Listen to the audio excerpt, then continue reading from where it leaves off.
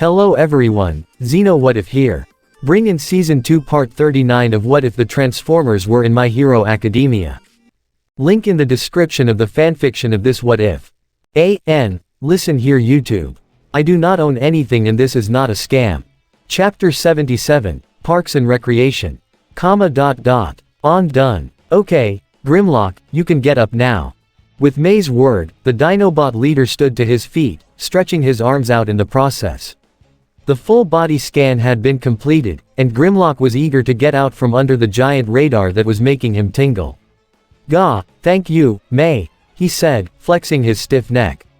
"Being honest, after millions of years just lying in the ground, I'd rather much stand than sit right now, hee.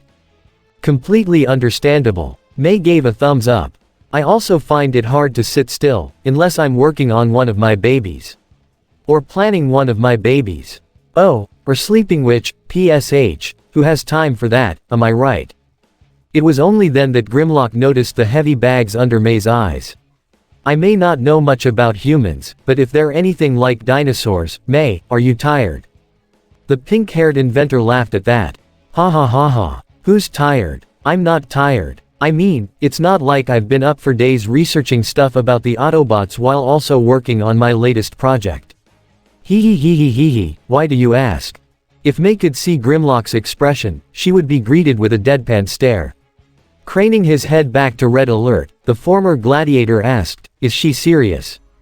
"That doesn't sound healthy." Signal Flare pointed out, the Omnican commander helping the medic with the analysis. "Yes, it is." Red Alert sighed before scolding his hyper partner. "May, how many times have I told you to go to sleep when your body prompts you to? You're going to be ill. Rest is for the weak and people who want to waste time." May insisted, slamming her hands on the desk. "It should be considered an option, not a requirement. Same goes for bathing in 2 out of 3 meals a day." Across the room, Optimus was carrying on a conversation with Agent Fowler, only for them to overhear May's shouting. The Sector 7 agent was, understandably, dumbstruck by what she said. "Hold on, you only eat 1 meal a day." His nose crinkled when he remembered what else she said. "And, kid, you don't bathe." "Oh, my parents force me to bathe." May glowered. "I cannot escape that. But indeed, I only eat lunch on most days." Fowler couldn't believe it. "Kid, how are you not malnourished?" Placing her hands on her hips, May proudly answered, "I eat big lunches. You should see the stuff that Lunch Rush cooks up at school." Red Alert groaned, his hand placed upon his forehead in disbelief. Still, he knew that this was getting out of hand, and he needed to steer the discussion back to the main topic, Grimlock.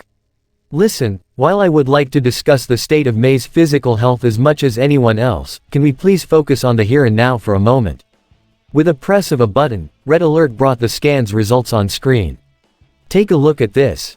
Once everyone was gathered up, Red Alert hit a series of buttons, bringing up points of interest on Grimlock's bodily scan.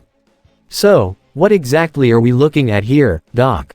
Fowler inquired. "Just watch," Signal Flare replied. "The results are coming." True to his word, they arrived just a few seconds later, and they weren't exactly what they were hoping. At every point, the text went from blue to red, reading, "Error," in Cybertronic's characters as several buzzers went off. It was to the point that the screen was flashing red, much to everyone's astonishment. "Say what now?" Grimlock uttered, craning his head down to inspect himself. "But, I feel fine." Red nodded to him. "And you are, Grimlock. But Shockwave has changed your internal makeup so much that the computer doesn't see it that way. You have parts where they shouldn't be, integral parts that are missing, even parts that have been changed so much that they'd be unrecognizable if I took them out of you." The medic pursed his lips in disgust. "It's any wonder how Shockwave got you to function at all. I had always heard of Shockwave's cruel methods of experimentation." Signal Flare shuddered, raising a hand to the screen. "But this is disturbing on so many levels." Grimlock's shoulders sagged, not liking the sound of that one bit. "So, is there anything you can do for me, Doc? I'm not expecting miracles by any means, but..." The medic himself wasn't so certain how to answer. "Honestly, I doubt it. Your T-Cog has been permanently modified and your alt-mode scanners have been removed entirely. You'll never be able to take on a different form again." Going over the errors again, a frustrated sigh passed through Red Alert's vents. Ha! Scrap it all, not even your holoform synthesizer is in working condition. Finding a disguise for you is basically impossible. Say what now? May smacked the table with her hands. You're saying that Grim can't even get a neat human avatar. What a rip-off. She peeled her gloves off and threw them against the metal surface with resolve. Okay, that's it. I'm putting my foot down on this one. She thrust a finger up to Grimlock, taking him aback. Grim, I don't care what it takes, I'm gonna get some part of you back to normal. Oh, May, why you don't have to, really? Grimlock insisted. Really, I'm fine. And I've been fine for millennia, so it's not like I need. But May wasn't having any of it. I am not taking, no, for an answer, big guy.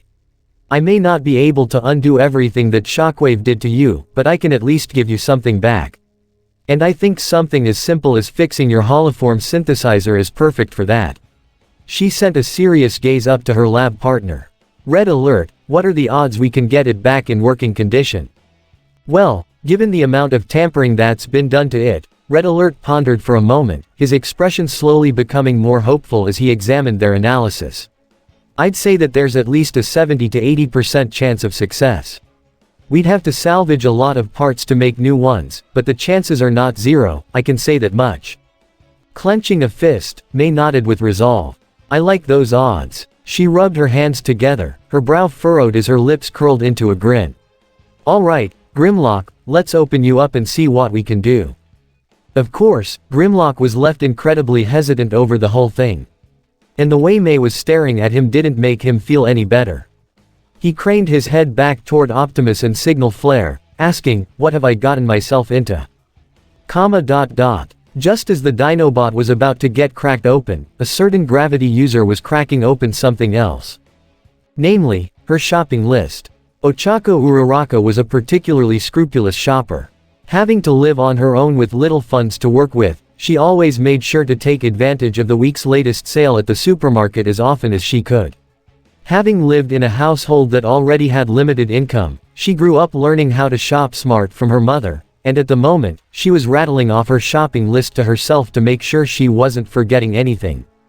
Discounted carrots, onions, peppers, eggs, milk, alright, shallots, too. Ochako remembered, scribbling down on her list. Dad loves shallots and Worcestershire sauce with his curry, crud. Also need to pick up the sauce. Her father would be attending Parents' Day tomorrow, and Ochako knew how much it would cost him just to make the trip. She'd insisted that he didn't need to come, especially since he had already done so after the sports festival. But still, he was determined to get a glimpse of his daughter's success all the same. But as special as he was, it didn't stop the brunette from contemplating the Worcestershire sauce. I'll check the price. If it's too much, Dad'll just have to go without it. She loved her father, but her strict budgeting was non-negotiable. Especially since there was something more important than curry ingredients in her shopping list. She plucked a supermarket flyer from her reusable grocery bag, where giant red discounts danced across the page. But it was a bit of plain black text in the corner that shone bright for Ochako. Kudo cut mochi jumbo pack, 250 yen. The usual price of 600 yen had been slashed by more than half. And the vacuum-sealed packaging ensured that this mochi would last as long as it needed to, that being, reaching Ochako's stomach. She was a die-hard mochi fan who couldn't pass up the opportunity. Unfortunately, there was one problem. Limit. 1 per person.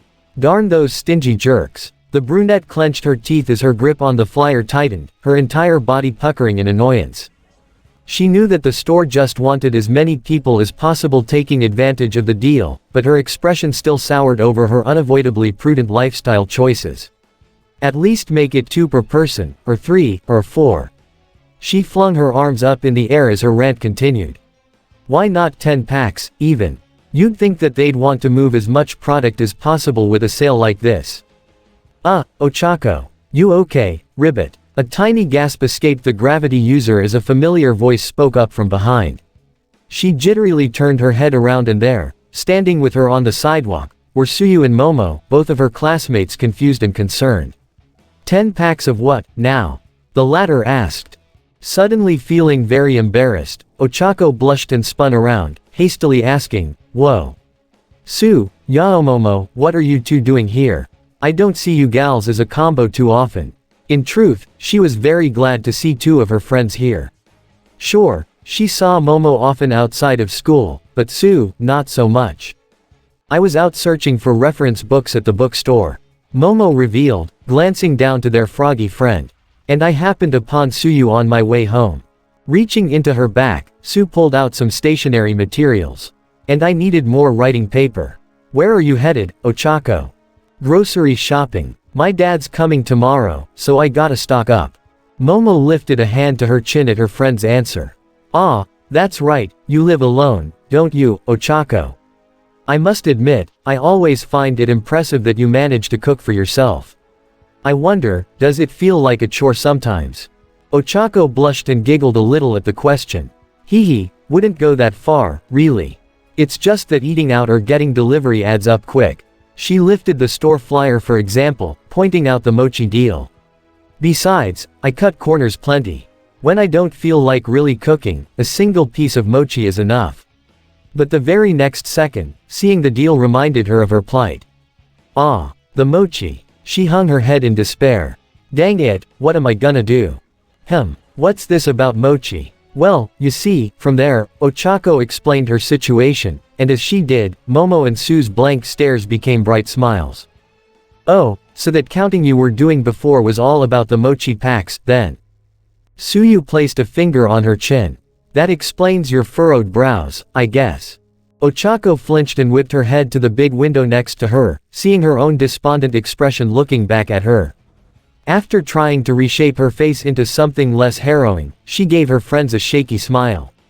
"Why yeah, 'cause for me, the difference between 1 and 2 packs, even, would be huge.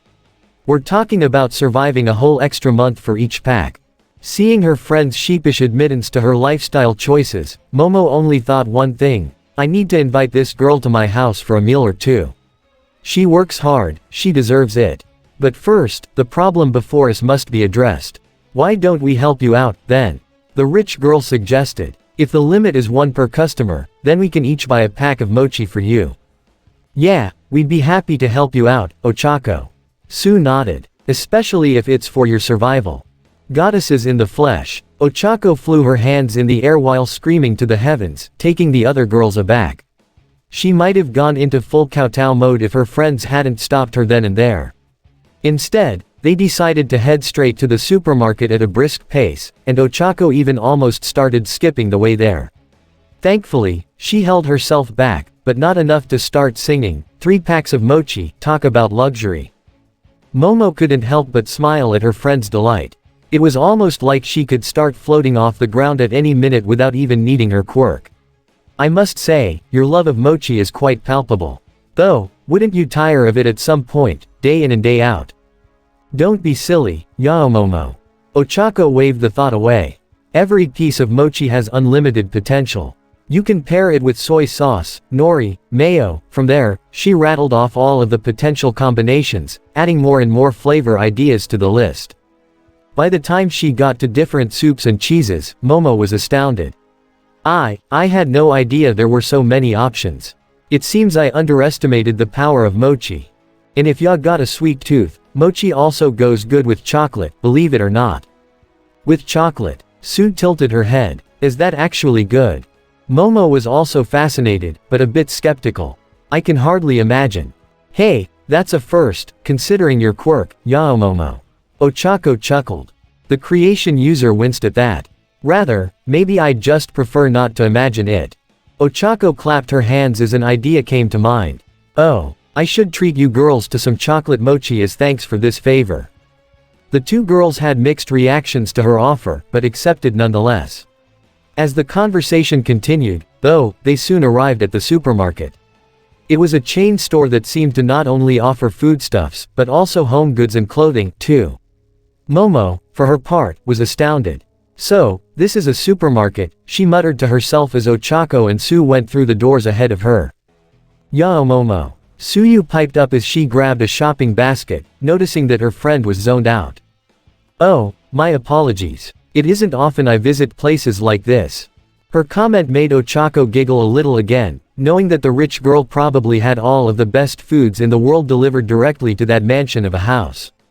Though of course, she wasn't jealous of Momo's lifestyle, at least not that much. She was more amazed by it than anything. That's our resident princess for ya. Shouldn't we use one of these? Momo asked as she went over and pointed to one of the carts. Sure, why not? Placing her basket into the slot on the cart, Ochako pushed it over to her mystified classmate, who stared in amazement as if she were witnessing something incredibly rare. Wanna push? Yes, may I? I've long been fascinated by these things. With a now excited and bubbly Momo now pushing the cart, the trio went in to peruse the aisles. How smooth. And convenient, too. It keeps the arms from tiring out too quickly. Suyu lit up seeing her friend this way. You're like a little kid, yao Momo, ribbit. Hehe, it's kinda cute. Ochako agreed as they reached the clothing area. This only left Momo more amazed. Oh my, I wasn't aware they sold clothing here as well. No reason we can't take a look later. But first up is securing the mochi. Right. As Ochako led the way, Momo picked up the rear, all while surveying the vegetable displays in wonder. Oh, Ochako, it seems there's an all-you-can-pack deal on carrots and potatoes. Pack into what, though? The shopping bag you brought. Her question made both of the other girls laugh this time around.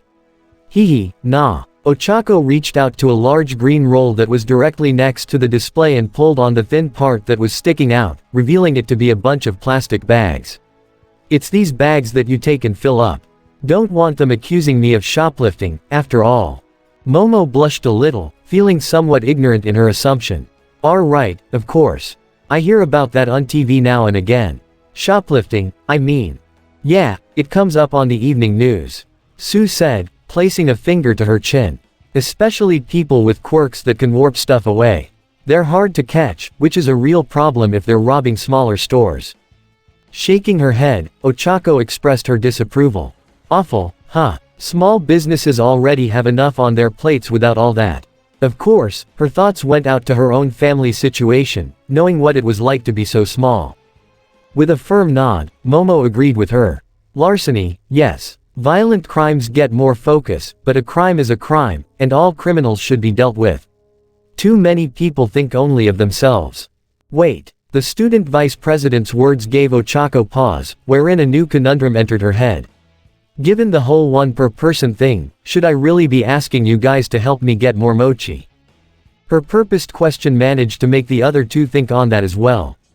It is something to consider. I can't say I've ever faced a moral dilemma like this one. Momo admitted. Ochako rubbed her fingers together, being careful not to touch the pink pads at their tips together. Well, to tell the truth, my family and I pull this trick all the time, but maybe it's different with friends. Does it count as a scam, you think? Well, if you end up with more than you should, that means someone else is without, maybe. This conundrum was hard even for Sue to comprehend. And her response only threw Ochako into head-clutching despair. Dang it, I'm supposed to be a hero someday, but I put my own budgeting over other people and the mochi they deserve. Her anguish earned her friend's sympathy at the very least. Oh, Ochako, Momo reached out, placing a reassuring hand on her shoulder. Ribbit, isn't that the mochi right there? Suyu indicated. Sure enough, just across the way was an entire display full of big mochi bags. And there was quite a substantial amount. There's so much here, Ochako. I don't think you have to worry. The frog girl's point made Momo brighten up a little. Indeed. Removing 3 packs from all this is like a drop out of a bucket. I suppose. With her friend's encouragement, Ochako went over to grab a bag, placing it in the cart. However, the image of tipping scales in her mind made her hesitate on the second bag. What if a bunch of big families are about to show up, planning a mochi party or something? Though then again, what about my mochi party, huh? I just dunno. Just then, the idea of a compromise entered Suyu's head. How about we wait a bit, and if this big pile's still here, we'll pick up another 2 packs. If the pile's shrunk, then we only take 1 more. And if there's barely any left, you limit yourself to that 1. Excellent idea. I'm sure the store would prefer to sell out the lot. Momo reasoned. Tilting her head, Ochako asked, you sure? I'd hate to make you gals wait around. But Sue merely shrugged. Fine by me. And me as well. Besides, I find this supermarket utterly fascinating, and just like that, Momo found her eyes drifting around the entire place, marveling at the seemingly endless aisles. Ochako expressed her gratitude to her friends and they were once again off, determined to kill some time while wandering the store. They passed through the snack aisle, debating their favorite childhood treats while moving toward the clothing area. But before long, the topic moved to the upcoming event at school. You said you needed paper, Sue. Was that for the Parents' Day letter? While Momo was fawning over the pajama section, Sue affirmed her friend's guess. Yeah, I was running low on nice writing paper. And a letter's just not the same without it, you know. You finish writing yours yet, Ochako? Yep, totally did. How about you, Yaomomo? Yes, of course. The raven-haired beauty raised a hand to her chin as her cheeks flushed a little. Still, it's a little embarrassing to imagine reading such a personal letter in front of everyone, not just our parents. A sheepish grin came to the brunette's lips. Hey, yeah, I'm worried my dad's gonna go overboard with his reaction. So it'll be just your father attending then, Ochako. Mom wanted to come just as bad, but dad was the winner after their discussion, and a few rounds of rock paper scissors. So, which of your parents is coming, Momo? Is it your dad? Because if it is, hoo boy, the school is in for a treat. Momo's brow crinkled slightly, remembering that Ochako and several of her other friends already had the pleasure of experiencing what her father was like. Sadly, no. Father has some important business meetings to attend, so my mother will be in attendance. Even then, she couldn't stop herself from wincing. And while I love her to bits, she can be a bit scatterbrained from time to time. She has mistaken coffee for soy sauce, sugar for salt, she even washed her face with toothpaste once. That made Ochako do a double take. What? Are you serious? She didn't seem at all scatterbrained when I first met her. Raising a brow, Momo leered at her friend slightly, as if silently telling her to change the subject. Yes, well, as we both know, certain circumstances contributed to her being more focused then. Circumstances that we needn't bring up here. Alright, well, what about you, Sue? My dad's coming tomorrow. You can't miss him. He's the one with the froggy face, ribbit. Just then, Sue's eye was caught by something across the way, leading her to peer past the clothing rack. What is it? The green-haired girl pointed out the object, or rather, person, of interest. That one guy. Something about him seems off. Ochako and Momo huddled behind the rack with her and peeked their heads out, spying a thin, fidgety man who was nervously glancing around with shoulders hunched. He appeared to be in his early 20s and was sweating profusely. Ochako grimaced at the sight. Maybe, he's sick. Then we should offer him help before he collapses, Momo suggested. But before she could, Ochako quietly gasped when she noticed where he was. Wait, isn't that the women's undies section? Sure enough, the guy was pacing in front of the panty section, all in various shades of color. Seeing this, the girls remained in their hiding spot. Maybe, he's a panty thief. Certainly possible, muttered a nervous Momo. But we shouldn't prejudge. Perhaps he's picking out a gift for his significant other. Sue gave a shrug. Or he could be picking them out for himself. Her statement nearly made the rich girl double-take. Well, I suppose it takes all kinds. As the girls continued their faux stakeout, Ochako couldn't help but let out a weak laugh.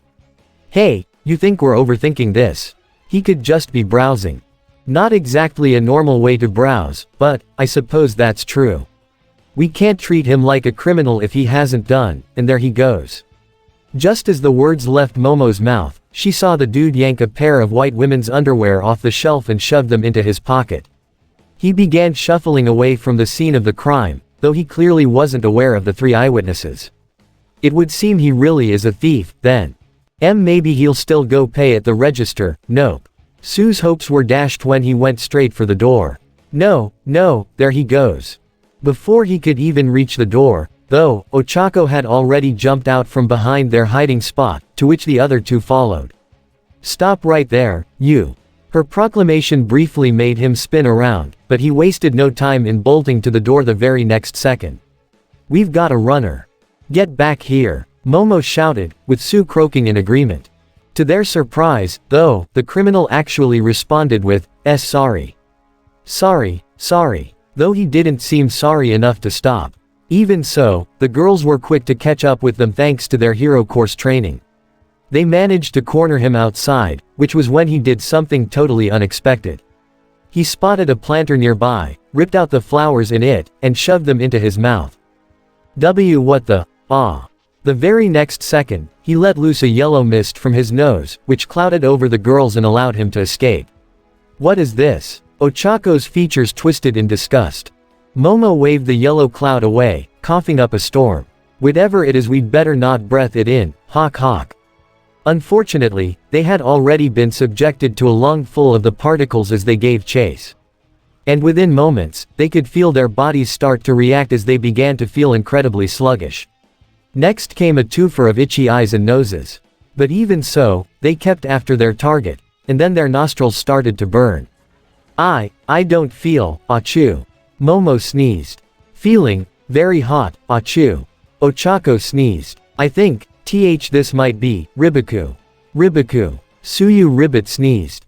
Once they all got a good look at one another, they were all met with very similar visages, bleary red eyes, running noses, and scrunched faces.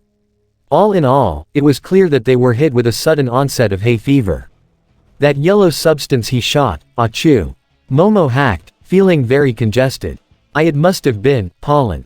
Ochako let out another massive sneeze, cursing the man's powers as her nose was now fully clogged.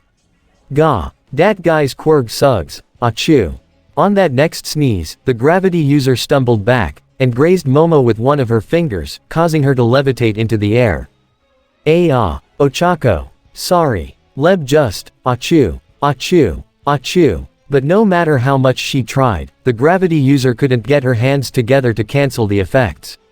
And to make matters worse, each of Momo's own sneezes just propelled her further into the air until she was level with the tops of the roadside trees. I'll jeb you down, Sue said, now feeling congested herself. Nevertheless, the frog girl launched her tongue toward her friend, only to be set upon by the sneezes yet again. Ribiku. Ribiku. Ribiku. With its aim thrown off, Sue's tongue instead wrapped around the branches and trunk of the nearby tree. Gah, darneth, Ribiku.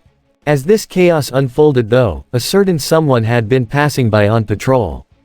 She was both a bit disturbed yet slightly amused by what was happening, but ultimately, she knew she had to get this under control. Stepping out of her pink car, she zipped over and took Ochako's hands in hers, surprising the girl but managing to bring her fingertips together, releasing Momo. In one swift movement, the woman bounded over and caught the creation user with one arm, while reaching out to unhook Sue's tongue from the tree with the other. After setting Momo down, the woman took a breath, satisfied. Okay, now that that's under control, she turned around and smiled to the trio, revealing her identity. Hey gals. Wasn't expecting to see you here, oh. It was only then that she noticed the state of the girls before her. You, need a hand. Or a tissue. Sadie. Ochako and Momo echoed in relief. Sue recognized the pink-haired woman as well.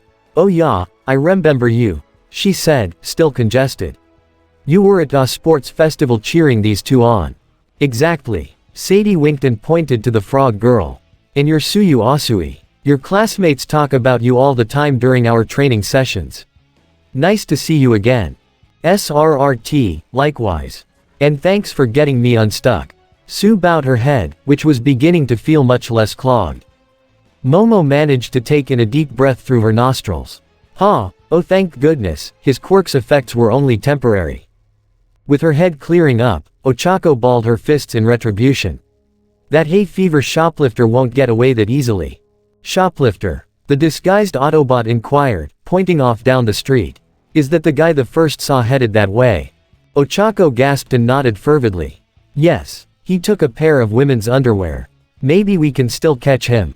Understanding immediately, Sadie ushered the girls to her car. Well, come on then. Let's see if we can catch up with him. On that note, the four ladies drove off down the street and around the corner, slowly making their way along and keeping an eye out for the shoplifter. Can you give me a physical description of this guy? Well, he was kinda thin and wimpy, and he wore a gray hoodie, I think, but no matter which direction they searched, they couldn't see the man anywhere on the street, which left the younger girls slightly disheartened. Sadie, you're certain you saw him come this way?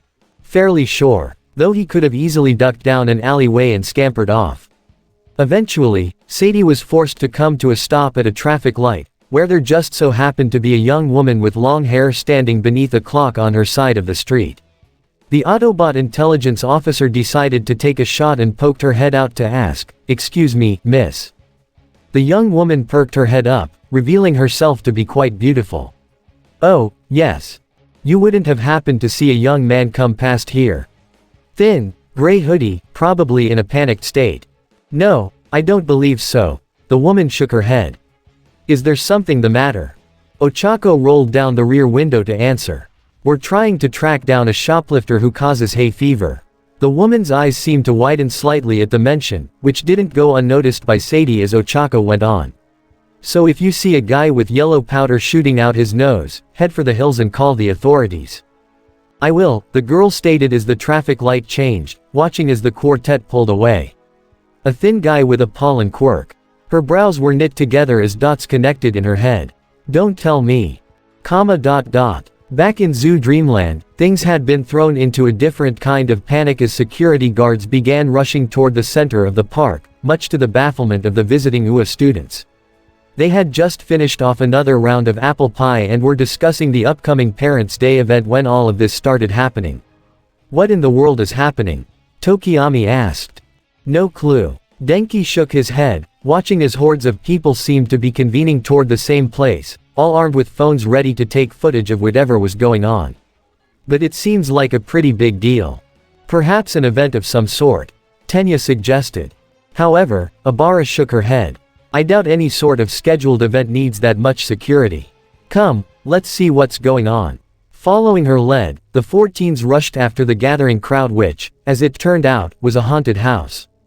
There, countless security guards were keeping the people at bay. Get back, people." Just then, a familiar voice cried out, "I think my baby's still in there." Yuka didn't make it out. "Huh?" Abara gasped and whirled around, seeing the same woman they had met not too long ago currently pleading with security. "It's Yuka's mother." The high schoolers started weaving their way through the crowd to get to her. Ma'am, over here." Yuka's mother was taken aback, yet somewhat relieved to see them. "Oh, it's you kids. What on earth is happening?" Tenya inquired. "Is Yuka okay?" The woman seemed ready to burst into tears. "The 2 of us were walking through the haunted house, but then Yuka just disappeared. And the monster puppets, they crash." Another loud noise suddenly erupted from the attraction, causing the mother to gasp in horror. "Ah, Yuka, please, you have to let me through." However, the security guard stood firm, gently keeping her in place. "Please, ma'am, just wait here. We're trying to, huh?" At that moment, the sound of rickety wooden snaps drew the guard's attention to the entrance, his expression twisting in fear as one of the creepy puppets peered out at them. The students were similarly scared stiff as the guard ushered them back. Move. Gah, what the hell is going on?" Denki screamed. I don't know," Abara said, keeping close to him as they backed away. Another guard began to ward off the crowd, shouting, Do not approach the attraction, people." He turned to Yuka's mother with some words of assurance. "And ma'am, we've called the authorities and a hero is on the way. So please, be patient." But my daughter." Seeing the despondent mother staring at the haunted house, Tokiyami began pondering things in his head. Zoo Dreamland was quite a fair distance away from the nearest town, and with no nearby hero agencies, help wouldn't arrive for some time. It was then that he remembered, "President, what about your police woman friend who drove us here? I know that you said she's off duty today, but perhaps." Tenya's eyes lit up at the reminder. Strongarm had driven the 4 of them to the park. There was no doubt she would be of some help. "Yes, great thinking, Tokiyami. I'll just give her a call and hopefully soon, she'll." "No need. Already here." Taken quite off guard, Tenya practically flew off the ground by about 10 feet, whipping around to see Stella Armstrong herself. The Autobot cadet's holoform was out of uniform, now in a white t-shirt and blue jeans with matching sneakers. Stella, when did you? When I heard the commotion going on, I got pretty worried about you kids." Stella answered. "So I decided to come in and see what the situation was. And I'm glad I did." She flashed her badge to the security guard. "Sir, Officer Stella Armstrong reporting for duty. The guard's eyes widened, seeing the legit badge. Just our luck. Well, officer, if you'd like to head in and see if anything can be done, be my guest. Stella gave a single nod. I'd be happy to, so long as they can come with me. Glancing over her shoulder at the 14s, she sent them a confident grin. I've worked with most of these kids before, and from the sounds of it, they've got a personal connection with the missing girl. If anyone can help me out with this problem, it's them. Are you sure, ma'am? The guard questioned. They're children. Not just any children, sir. They're UA students, so you can trust them to help me get the job done. Hearing Stella stick up for them, the 14s nodded confidently. Even Denki forgot about his fear for a few moments. Right. If that little girl's in there, it's a race against time. Let's do this. Yuka's mother was washed over with relief and gratitude. You all would really go in there and find my baby girl. Oh, thank you so much. Indeed. We will find your daughter, ma'am. Tenya asserted. Come, everyone. Taking the lead, Stella peered through the door first, her eyes lighting up to shine through the darkness. From there, she proceeded forward with caution, the teens following close behind. My word, it certainly is dark in here. Abara commented. But even then, as their eyes adjusted and Stella's illuminated their path, they could see the amount of destruction that had taken place. Broken equipment and decorations were strewn around everywhere as if a cyclone had torn through, and further ahead, they could hear something shuffling around. Several things. Do you hear that? Yeah, stay close, Denki advised, thinking of possible scenarios. You think the guys who wear the monster costumes got fed up working here and decided to take drastic measures? Shaking his head, Tenya denied the idea. No, this haunted house is meant for children, so everything here is animatronic. Though what that one was back at the entrance, I have no clue. It doesn't make sense of a puppet to move on its own like that. That mystery can come later. Tokiyami stated, getting them back on track. Right now, our #1 priority is finding the girl, Just then, another sound came from their right, before an animatronic kappa came lunging out at them. What was once a rather delightful rendition of the yokai became incredibly disturbing in the dim light. Denki and Abara both screamed in terror, but Tokiyami was right on it. Dark shadow. From under the bird-headed boy's hoodie, another bird-headed figure emerged, though this one was entirely made of darkness with bright, yellow eyes that glowed within the pitch black. Gra, you rang. Dark Shadow proclaimed in his shrill voice with a smirk. Stella's eyes widened in surprise. Oh my. Tokiyami pointed at the approaching kappa. There, Dark Shadow. Ahahaha. With pleasure. Pouncing on the duck-billed creature, Dark Shadow tore into it with aplomb, shredding it to pieces within an instant. But even after the slaughter of metal and wires, that wasn't enough to satisfy the sentient quirk. Grr, need more. Need prey. With every word, Dark Shadow seemed to be getting bigger, much to everyone's astonishment. And in an instant, it began tearing through more and more incoming animatronics, laughing all the while. Clenching his teeth, Tokiyami tried to restrain it. Stop that. Dark Shadow. What's happening? Abara asked. Tokiyami glowered at his gorging quirk. Dark Shadow feeds on the surrounding darkness. The darker it is, the more powerful it becomes. He whipped around to the resident officer. Miss Armstrong, could you brighten your quirk a bit, please? Stella's brow furrowed confusedly. My quirk, what is he? Oh. He must mean my eyes. She concentrated harder, brightening the light emanating from her eyes. Understood. Flash. Ah. All at once, Dark Shadow retreated to Tokiyami's side. Too bright. Too bright. Even Tenya and the others had to agree with the bird. Why yes, please Stella. Please tone it down a bit. At their behest, Stella did exactly that, turning the light down slightly. Ah, much better. Now we can search for Yuka much easier. Dark Shadow still wasn't too thrilled about it. Still really bright. Endure it, you. Tokiyami chastised. Bringing her hands up to her mouth, Abara called out, Where are you, Yuka? If you're here, give us a sign. But unfortunately, she received no answer. Surely she should have heard that. She's here. Dark Shadow spoke up, his head whirling around. She's scared, hiding in the dark. This piqued everyone's interest, leading Tokiyami to ask further, Can you take us to where she is, Dark Shadow? The sentient quirk pointed down an adjacent hallway. This way. The group followed his directions until they happened upon a room with a small prop well in the center, which Dark Shadow directed them toward. She's there, in the well. The 5 of them peered down into it, only to find it was incredibly shallow with nowhere to really hide. I don't see her.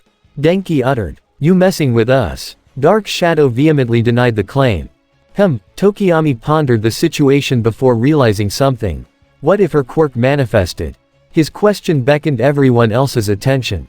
Perhaps she can meld with the dark and control objects in that same darkness. That would explain her disappearance, the destruction in here, everything. That would make sense if it happened to her all at once. Stella affirmed. She's very likely afraid. Yuka, sweetie, everything is okay now. We're here to help you. But there was no response, concerning the Autobot cadet. Why won't she emerge? Denki's expression was one of sympathy as he speculated, she's probably scared out of her mind. I know I was when my quirk manifested. I ended up shocking myself silly and couldn't think straight for the rest of the day.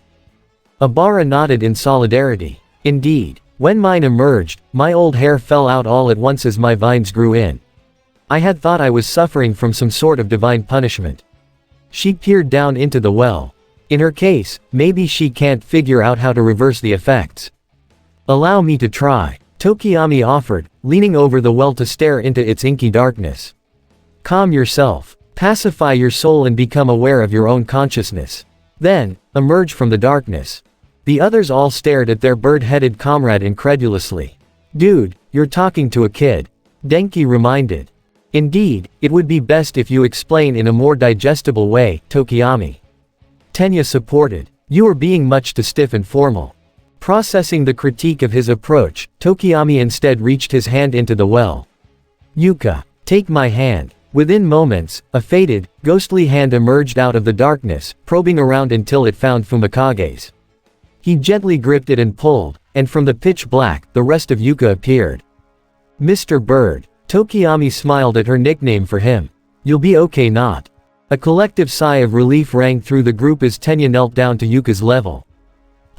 Thank goodness. Yuka, your mother has been worried sick about you. Come, we must show her you're alright. But to that, Yuka fervently shook her head. But why not? Mommy got so scared, I got scared too. Yuka's eyes were starting to well up with tears. I hate the dark when I'm alone. Seeing this, Tokiyami provided more words of comfort. The darkness of this place revealed your true nature. That is neither something to fear, nor to feel ashamed about. He received several narrowed gazes from the others, silently telling him he was being too wordy again. What I mean to say is, the darkness is your friend.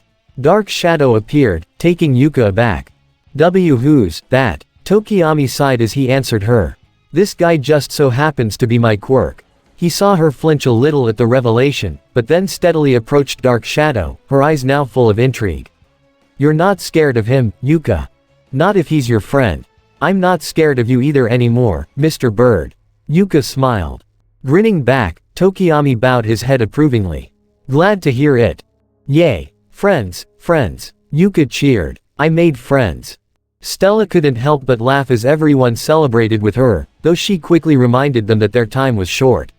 Shall we be off, then? Your mother is certainly eager to see you again, little lady. Once they were out, and after giving a thorough recap to the authorities, the group met up with Yuka's mother again, who was overall astounded by what had happened. I don't know what to say, the woman uttered. This makes it twice now you've saved my little Yuka. If there's any way I can repay you. No thanks are necessary, ma'am. Tenya saluted, with Denki, Abara and Tokiyami all bowing to her. As students of UA High School and aspiring heroes, we did what we had to do. So please, think nothing of it. After a few moments, the woman reached down to her daughter's shoulders. These wonderful young people are your future heroes, Yuka, she said proudly. Thanks again, misters, Yuka said with a small bow before running up to Tokiyami. What's the matter? Neither Tokiyami or anyone else could have predicted what Yuka said next. With a little pink blush and an awkward gaze, the girl proclaimed, You're a Prince Charming, Mr. Bird.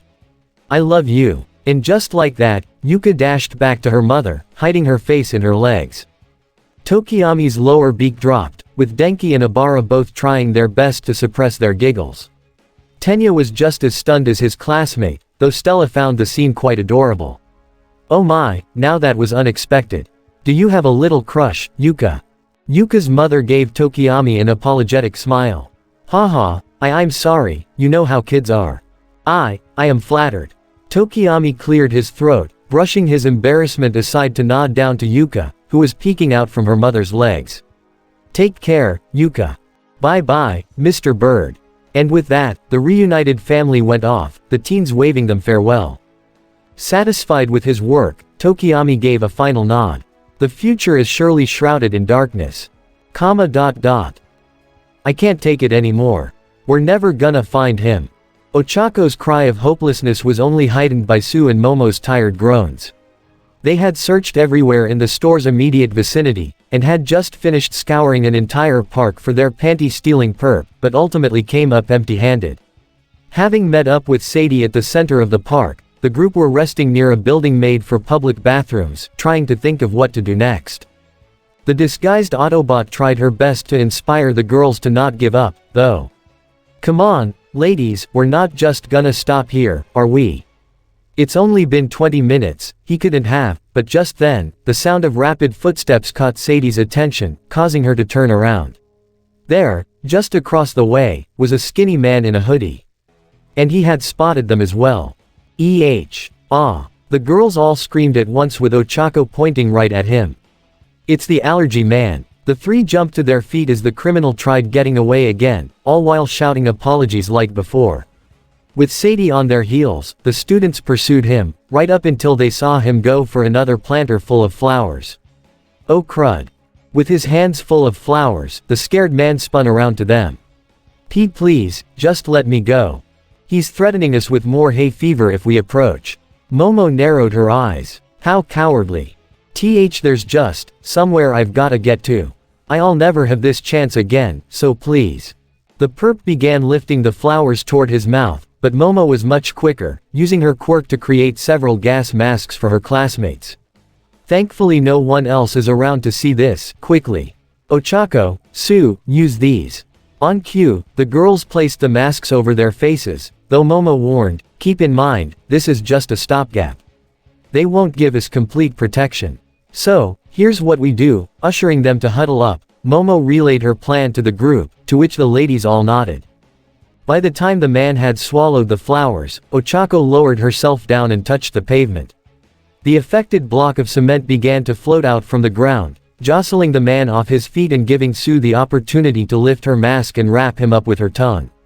Even so, he had already swallowed the flowers, and he began spewing the pollen from his nose. Ack, here it comes, Ochako hollered. And I'm more than prepared for it. From Momo's hands, she created a massive Uchiwa fan, which she began waving back and forth to whip up powerful gusts. This should eliminate our pollen problem quite nicely. Within just a few seconds, the pollen was completely gone, much to the man's chagrin. She then created a rope and tossed it to Sadie. Now. On it. In a single bound, Sadie pinned the man to the ground and tied his hands behind his back, leaving him at their mercy. Alright, Mr. Shoplifter. Back to the store with you. Even still, the man pleaded for forgiveness. Hang on a sec. At least gimme my one phone call. There's someone important I can't keep waiting. By that point, all of the ladies were glowering down at him. And it's your fault that they're going to keep on waiting. Momo berated. You should have thought of that before stealing. At her scolding, the man hung his head, whimpering like a helpless dog. Once everything had calmed down, though, Ochako knelt down to give him a questioning glance. Mister, you've got a family, yeah. You wanted those panties, I get it, we've all been there, but stealing's just not the way. Sorry, I'll return the underwear and, wait, panties. The man seemed confused, even through his bleary, tear-filled eyes. Too embarrassed to buy them properly at the register, Sue guessed. Still, the man was completely baffled. Wait a minute, who's talking about panties? With his arms tied at his sides, Sue began shuffling around in his hoodie pocket, producing the undergarments. I stole a pair of tidy wit, And the second he saw what he had, his jaw dropped to the floor. You gotta be kidding. All I wanted was some plain old undies for men. Must have panicked and thought those were briefs. Oh, so it's not some bizarre hobby of yours. Ochako shared a glance with her classmates and Sadie, all of them feeling a bit sheepish for presuming too much. Well, guess we let our imaginations run wild a bit, but still, what did you need them for? Theft is still theft after all. I soiled myself. And just like that, things came to a screeching halt for the four ladies, their eyes bugging out in astonishment. Taking a deep breath, the man began to explain. Why, you see, there's this girl at college, her name is Miyuki. And for me, it was love at first sight. After 4 long years of crushing on her, I finally got the nerve to ask her out on a date. And would ya believe it, she said yes. I've been so excited, I haven't slept for 3 days, my nerves did a number on my stomach this morning, though. Tried to find a bathroom before we met up, but I couldn't. And, well. Sadie winced as she finished, you had an accident. The Autobot breathed in as he nodded solemnly, taking stock of the situation. Okay, so this just went from one crazy problem to another. The man lowered his head in shame. I mean, it's not like I could go on a date with her in dirty underwear, right? So I tossed them and went to buy a new pair, but I forgot my wallet. Sadie facepalmed so hard she almost fell backwards. I was out of time and out of options, so. Your crime was a byproduct of a series of unfortunate events, then. Momo concluded. But I'm afraid that's no justification. That was when Sue made a surprising suggestion. Why not just go on the date commando style? You've still got pants on, so she'd never know. A date with Miyuki without underwear. I could never do that to her. The man denied. Just then, however, a familiar voice piped up from behind the girls. No underwear. I wouldn't have minded. They all spun around and, standing before them, was the long-haired woman who was standing under the clock. The young man couldn't believe his eyes. Miyuki. She's your Miyuki, Momo exclaimed. Your beloved, Ochako said, equally stunned. Miyuki approached them, her lips tight as she processed the situation. So you really were after Suzuki. I started wondering when you mentioned the pollen-shooting shoplifter. Suzuki himself tried to make a break for it, but tripped up, still bound by Suyu's tongue. I'm sorry. I overheard everything. The ladies froze, afraid they were going to see the breakup of a young couple. Suzuki bowed his head in shame. I'm sorry, Miyuki. I finally managed to get a date with you and I ruined it by soiling myself, go ahead. Toss me out like yesterday's trash. Her response surprised all of them, though. Underwear or no underwear, soiled or not, you're still you, Suzuki. She knelt down in front of him with a sympathetic smile. Always the shrinking violet, no knowing which way's up. I could never abandon a guy like that. Miyuki. But stealing is a crime. Helping Suzuki to his feet, Miyuki, still smiling, pointed down to the underwear. So you need to return these, and I'll come with. Huh, really? The young woman gave a nod and winked at him. Like I said, someone needs to keep an eye on you. And just like that, love was in the air once more. Oh, Miyuki. Of course, this has to be set right. After thanking Sadie and the high school girls, the college-age couple went off, leaving the 4 of them to slump down in the middle of the sidewalk. That was exhausting. Ochako exclaimed. Momo brought a hand to her forehead. Yes, emotionally so at that. Well, we caught the shoplifter and his love life's gonna be okay. Things could be worse, Sue pointed out. Sadie nodded in agreement. Yep, all's well that ends well, as they say. She looked off into the direction the couple left in. Hey, that poor guy, though he and his lady seem like a relationship made in the all-spark if. Sue's eyes widened suddenly at that word. Huh, what did you say? Oh, I meant to say their relationship would be all sparks. The pink-haired woman said, desperately trying to save face. Thankfully, Sue seemed to buy it, though she still seemed a little skeptical, so Sadie briskly changed the topic. There is one thing that I can't help but wonder, though. Momo tilted her head. And what's that? Miyuki's reaction. Wouldn't she want her significant other to be bolder? I mean, forgive me if I'm being presumptuous, but I thought women preferred men who have a firmer stance, if you catch my drift. She counted the factors on her fingers. First he soils himself and then he steals something. I would expect her to become disillusioned with him, and yet. Momo and Sue were left pondering on that, but Ochako saw it from a different perspective. I can get the whole not abandoning him thing. She's just worried, and maybe she can help him gain a little confidence himself. A knowing smirk formed on her lips. Now doesn't that sound like a relationship we all know? Sadie and Momo knew exactly what she was talking about, while Sue gasped in astonishment. Oh, are Midoriya and Kyoka finally together? We're working on it, her classmates assured. Just then, however, a grumble came from Ochako's stomach, which made her rub her tummy. Ooh, all that running around sure worked up an appetite, ah. That's right, she stood to her feet, prompting the other ladies to do so, too. My mochi. Ah. Oh my gosh, the cart. We just left it sitting there. Momo exclaimed. Sadie beckoned the girls follow her. Well, come on, let's get you girls back on track and hope that mochi's still there, huh? The girls followed without a second thought, whilst all of their stomachs grumbled. Suddenly, chocolate mochi doesn't sound too bad. Momo said with a blush, causing the group to laugh as they piled into Sadie's car. And just like that, they drove off to the supermarket, all while discussing the challenges the next day would bring. Across town, meanwhile, that aforementioned duo that the girls had been discussing were making their way through a Tokusatsu fan's biggest dream come true. And if they were being honest with themselves, they were loving it just as much. Admittedly, Kyoka hadn't grown up on Kamen Rider, but Izuku was a big fan of the reruns, so she was getting hyped up on his fanboying alone. It had been his idea to buy that CD of the Heisei Rider theme songs from a while back, and she had actually enjoyed it quite a bit, so she followed his lead around the convention center.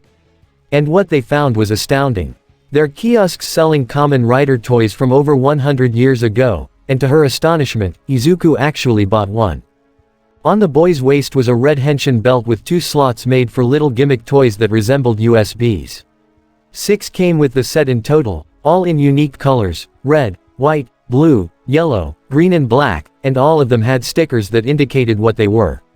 That being, Heat, Metal, Trigger, Luna, Cyclone and Joker respectively. Okay, time to do this, Izuku announced.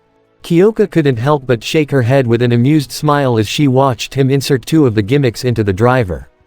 Do you have any idea of how much of a happy little kid you look like right now? Hey, what can I say?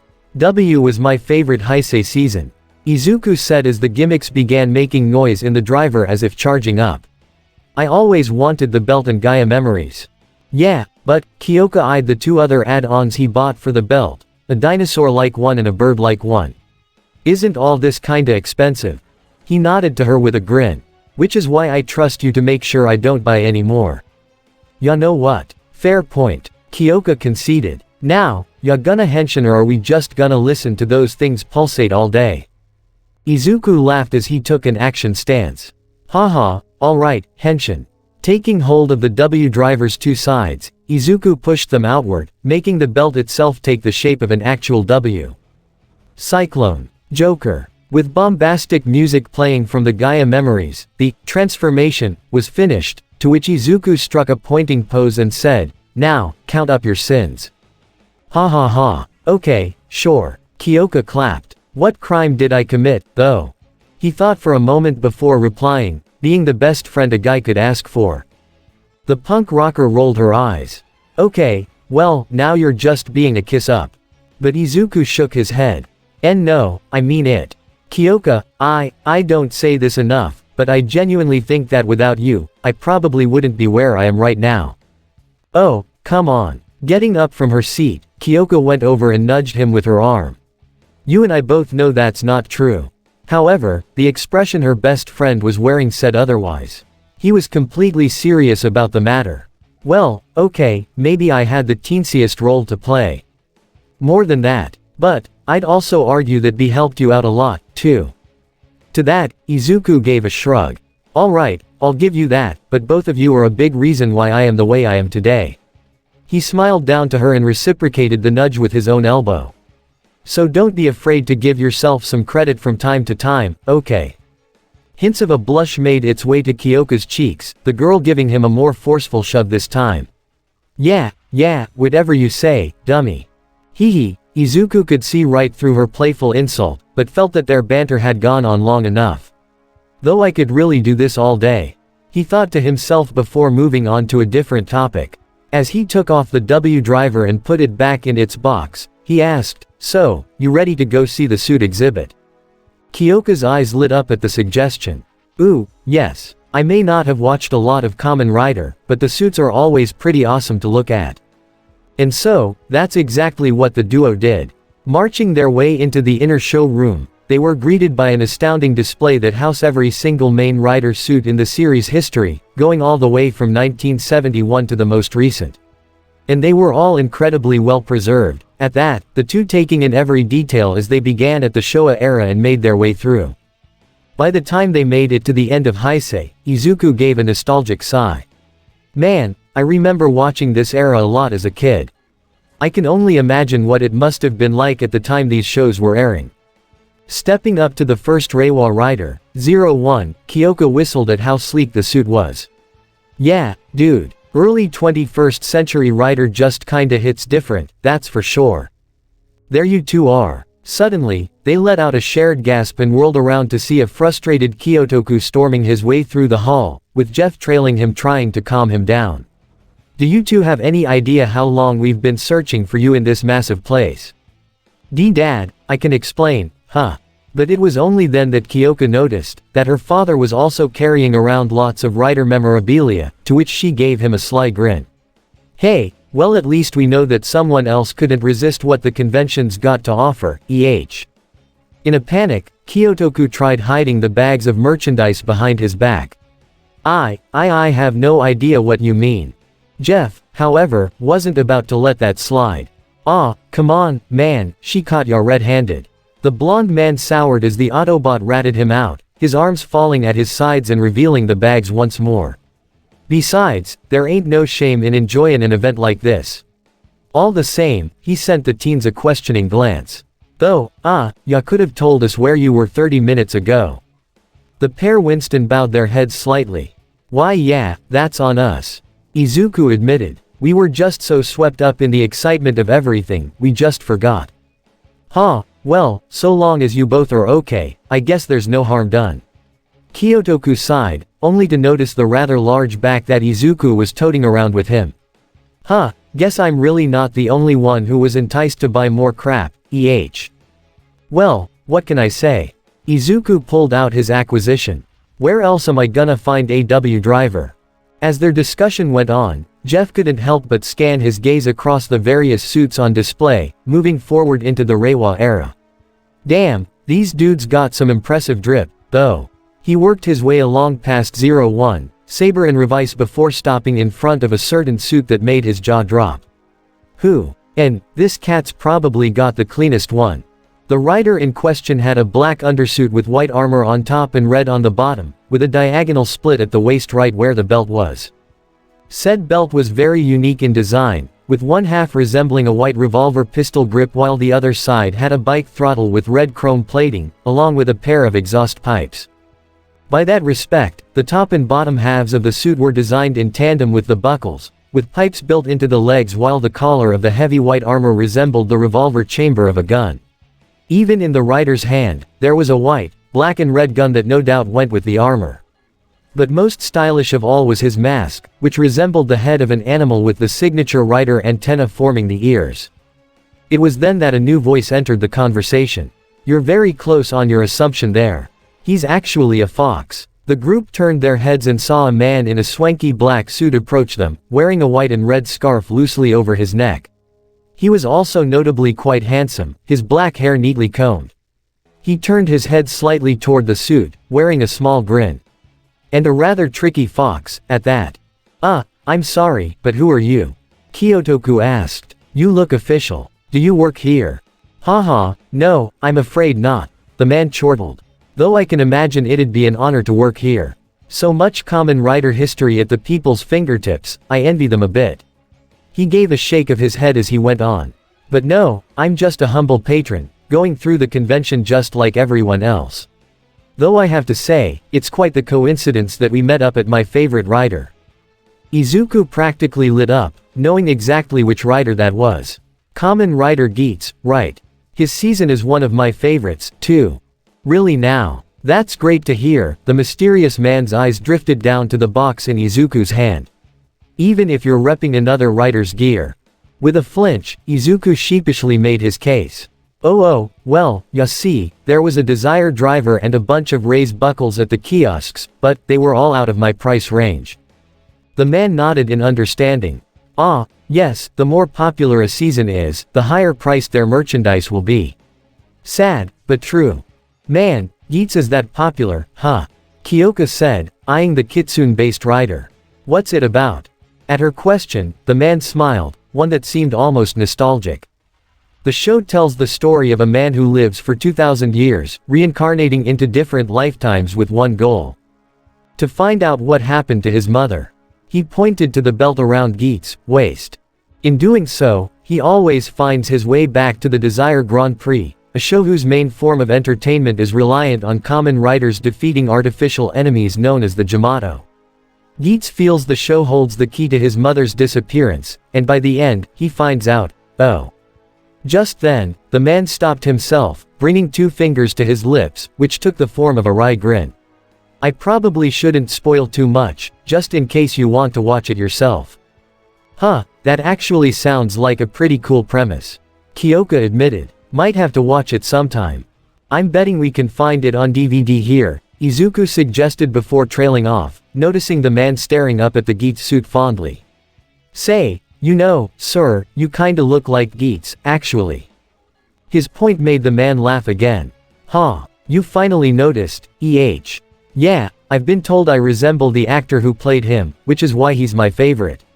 However, the man gave a shrug. Weird thing is, I'm not even related to him in any way. Strange coincidence, right? Yeah, pretty strange. Kyoka muttered skeptically.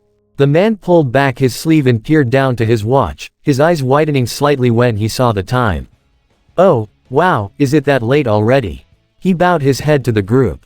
It was a pleasure meeting you, especially after seeing your performances in the sports festival.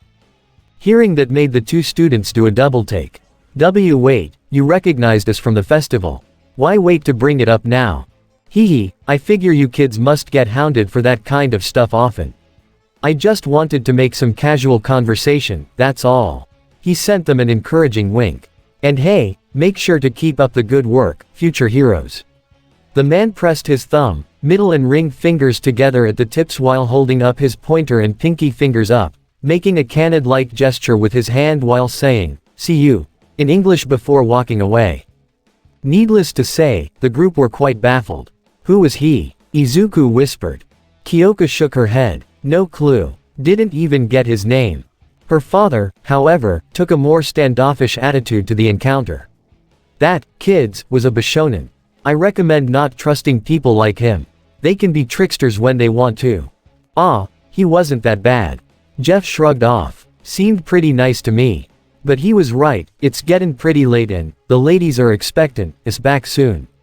If there's anything you cats wanna wrap up before we head out, do it quick, ya feel me? Following his word, the group made for the exit door, with Izuku and Kyoka vowing to come back at a later date. But as they walked off, the mysterious man walked out from behind the Geats costume, accompanied by a soft bell sound and a flash of blue light. Watching the group depart, he reflected on their interaction, and quickly came to a conclusion. Izuku Midoriya, HMHM, perhaps he was right about you after all, but we'll see, come tomorrow. With another bell chime and blue flash, the man was gone, almost as if he was never there at all. Chapter 78, Parents in Peril. The day was here. Parents' Day. And needless to say, the team were a bit on edge. But not because of what lied in wait for them when they got to school, either. The 1A students were all ready and prepped for that, especially after an entire evening of making sure their letters were as concise and heartfelt as possible. Though admittedly, they all had to hold an intervention for Tenya over video chat to convince him to whittle his letter down from 40 pages to 20. He wasn't about to budge any further than that, so that was an hour and a half that none of them would be getting back. But no, as far as the team were concerned, they were as ready as they were ever going to be for Parents' Day. What none of them were prepared for was the fact that nearly all of their rides were indisposed at the moment. Bumblebee, Bulkhead, RC, Strongarm, Jazz, even Sideswipe and Sunstreaker were all no-shows. In fact, if what they heard was true, almost every Autobot was preoccupied with something else, so their ride to school was less than comfortable. And why was that? Because the only Autobot available to pick them up was Optimus. And he intended to drive them all to school, so there they were, sitting in the dimly lit echo chamber that was Prime's trailer, rumbling in their seats which, while it had seatbelts, they still weren't entirely secure. It was to the point where it was almost maddening for the 1A students, but they kept their composure all the same. Because thankfully, they had someone they could take their frustrations out on. So, Roller, is this what you experience all the tea time back here? Izuku asked, his shaky gaze landing on the mini-con sitting at the control panel for the combat deck. Ahaha, well, more or less. Though I have a magnetic clamp that helps mitigate moments like this. Roller chuckled. Kyoka grimaced, clenching her seat as she kept getting jostled. Gee, good for YU. Gee, gotta admit, this isn't what I imagined coming to S school with an Autobot would be like, Kata stammered, this being her first carpool with the group ever. Trust me, it's a lot smoother. Mina asserted, her teeth grit together, trying to keep them all in her head. Seriously, why couldn't our normal rides take us to school like always? Roller sighed and placed his hands on his hips. Because, Mina, the other Autobots are currently on a global mission attempting to locate relics. That managed to pique Tenya's interest. So then Red Alert decoded another location. No, unfortunately. The decoding method is proving to be a bit time-consuming, so Optimus proposed that the other Autobots go out on scouting missions to try and locate them the old-fashioned way. Ajiro raised a skeptical brow to Roller. So, basically, you guys are flying by the seat of your pants. I suppose. Roller scratched his head. I'm not all that familiar with pants, but I guess that's as good a comparison as any. Just then, much to the relief of the teens, they could feel Optimus start pulling to a stop, which was capped off by a loud hiss and the rear doors of his trailer opening up. And here we are. Have a fine day at school, kids. Yeah, sure, we'll try. Mina deadpanned as she and the others made their way out. The pink girl had been the only one on the team who still had butterflies in her stomach over the whole reading a letter of appreciation out loud thing, and the bumpy ride to school hadn't helped her with that much. She and the rest of the group marched their way to the school, bringing them to Prime's cab section along the way, which was when she let her grievances known. Yo, Prime. Optimus Holoform leaned his head out the driver's side window, peering down at them. Good, you all appear to be thoroughly prepared for the day. Orion grinned down at them with a nod. I wish you all the best of luck. Before Izuku could reply, Mina cut him off, hollering, easy for you to say. How would you feel if you had to read a totally embarrassing letter out loud to the whole freaking class? She jerked her thumb toward his trailer. And getting ping-ponged around in that giant freaking box didn't help either. Denki rubbed his neck with a wince. Yeah, hope we don't gotta do that again. That was super hard on my back. At least it was air-conditioned, Shoto noted. I apologize, children. Orion lowered his head. I know that this must not be an easy task for any of you, but know this, I have faith that you will do well in this assignment. His smile returned, though there seemed to be a knowing glint in his eye. And who knows? Perhaps it won't be entirely what you're expecting.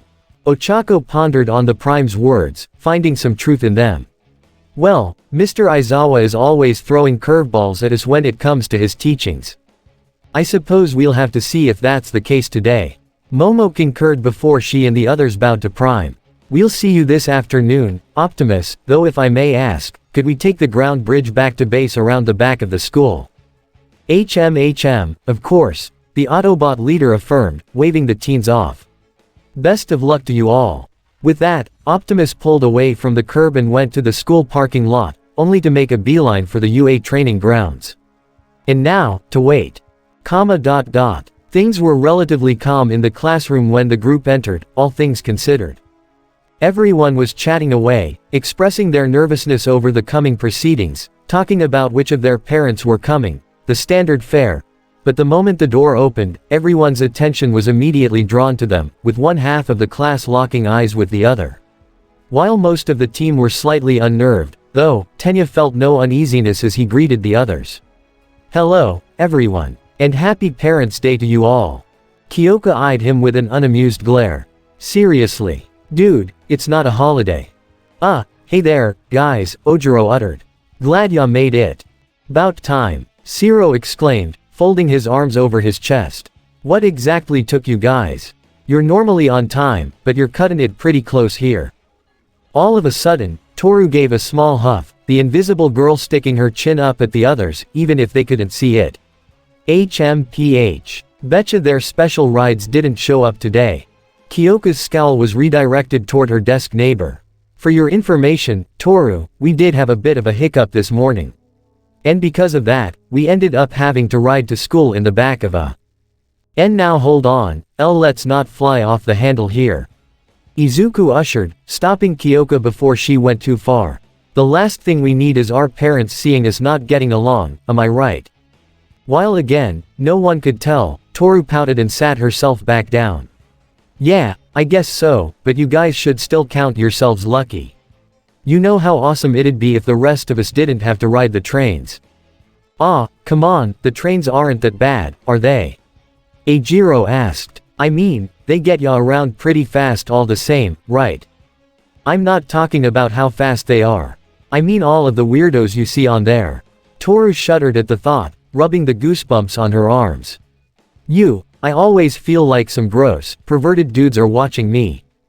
Kata's gaze was sympathetic as she came over and pat her friend's shoulder. "Oh, girl, I totally get where you're coming from. Trust me, I've seen and heard my fair share of incidents like that. Listen, if you ever feel like carpooling, I think we could work something out."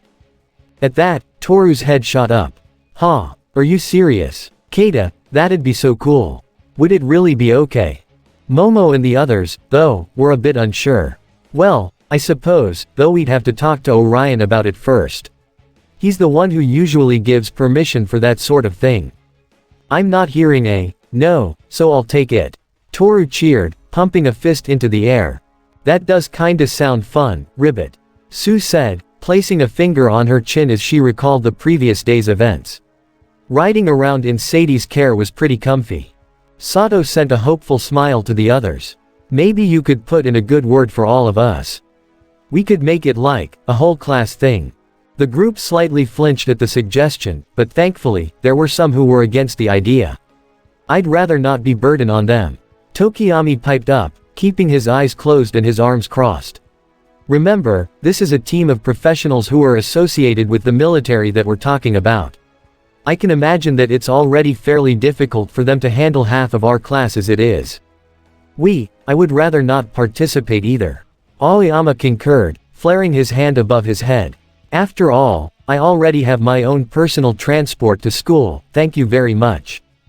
Koji Koda, ever the silent one, merely nodded in agreement, while Shoji hummed at his classmate's point.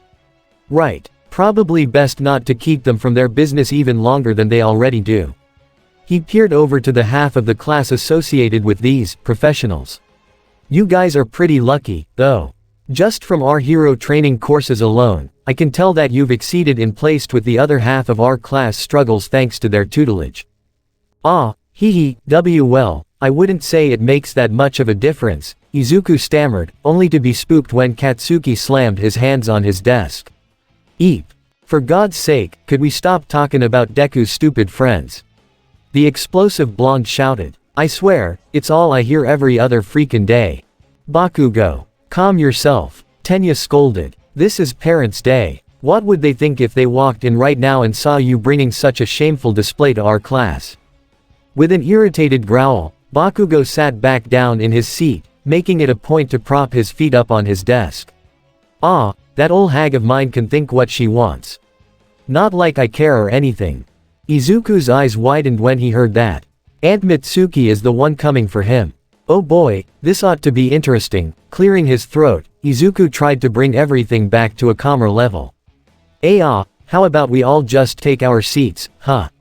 Mr. Aizawa's bound to be here soon, after all, and so, the entire class did exactly that. They took their seats and they waited. And waited. And waited, until they noticed that 2 minutes had passed after the initial bell and there was no sign of their teacher anywhere. Something's wrong, Momo noted. Yeah, very wrong. Ochako fidgeted in her seat. Mr. Aizawa's never usually late. Think he forgot to set his alarm or something? Denki suggested.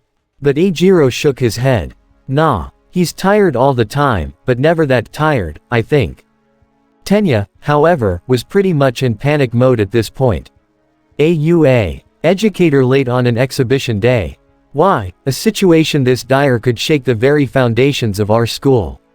As he went on his tirade, his arms began spinning like the wheels of a locomotive, making everyone cringe. Shiro, meanwhile, tried to calm the panicking president. Come on, even Mr. Aizawa's human. Everyone's like from time to time. But Shiro, heroes are locked into an eternal battle against a ticking clock. It can mean life or death for those needing to be saved, so even a single second of tardiness is a grave sin. Dude, get a grip. Kyoka groaned, only to notice Izuku deep in thought in front of her. Something on your mind, green bean. Turning around, Izuku met her gaze, his expression etched with concern. Well, it's just, Mr. Aizawa is never late. Even after getting his face beaten up by that Nomu back during the USJ incident, he came back after the day off we had. It was like business as usual for him, even if he was wrapped up in bandages. Kyoka pursed her lips, admitting that it was rather unlike their teacher. Yeah, you've got a good point. Maybe he got held up meeting our parents ahead of schedule or something. She waved her hand with a small smile.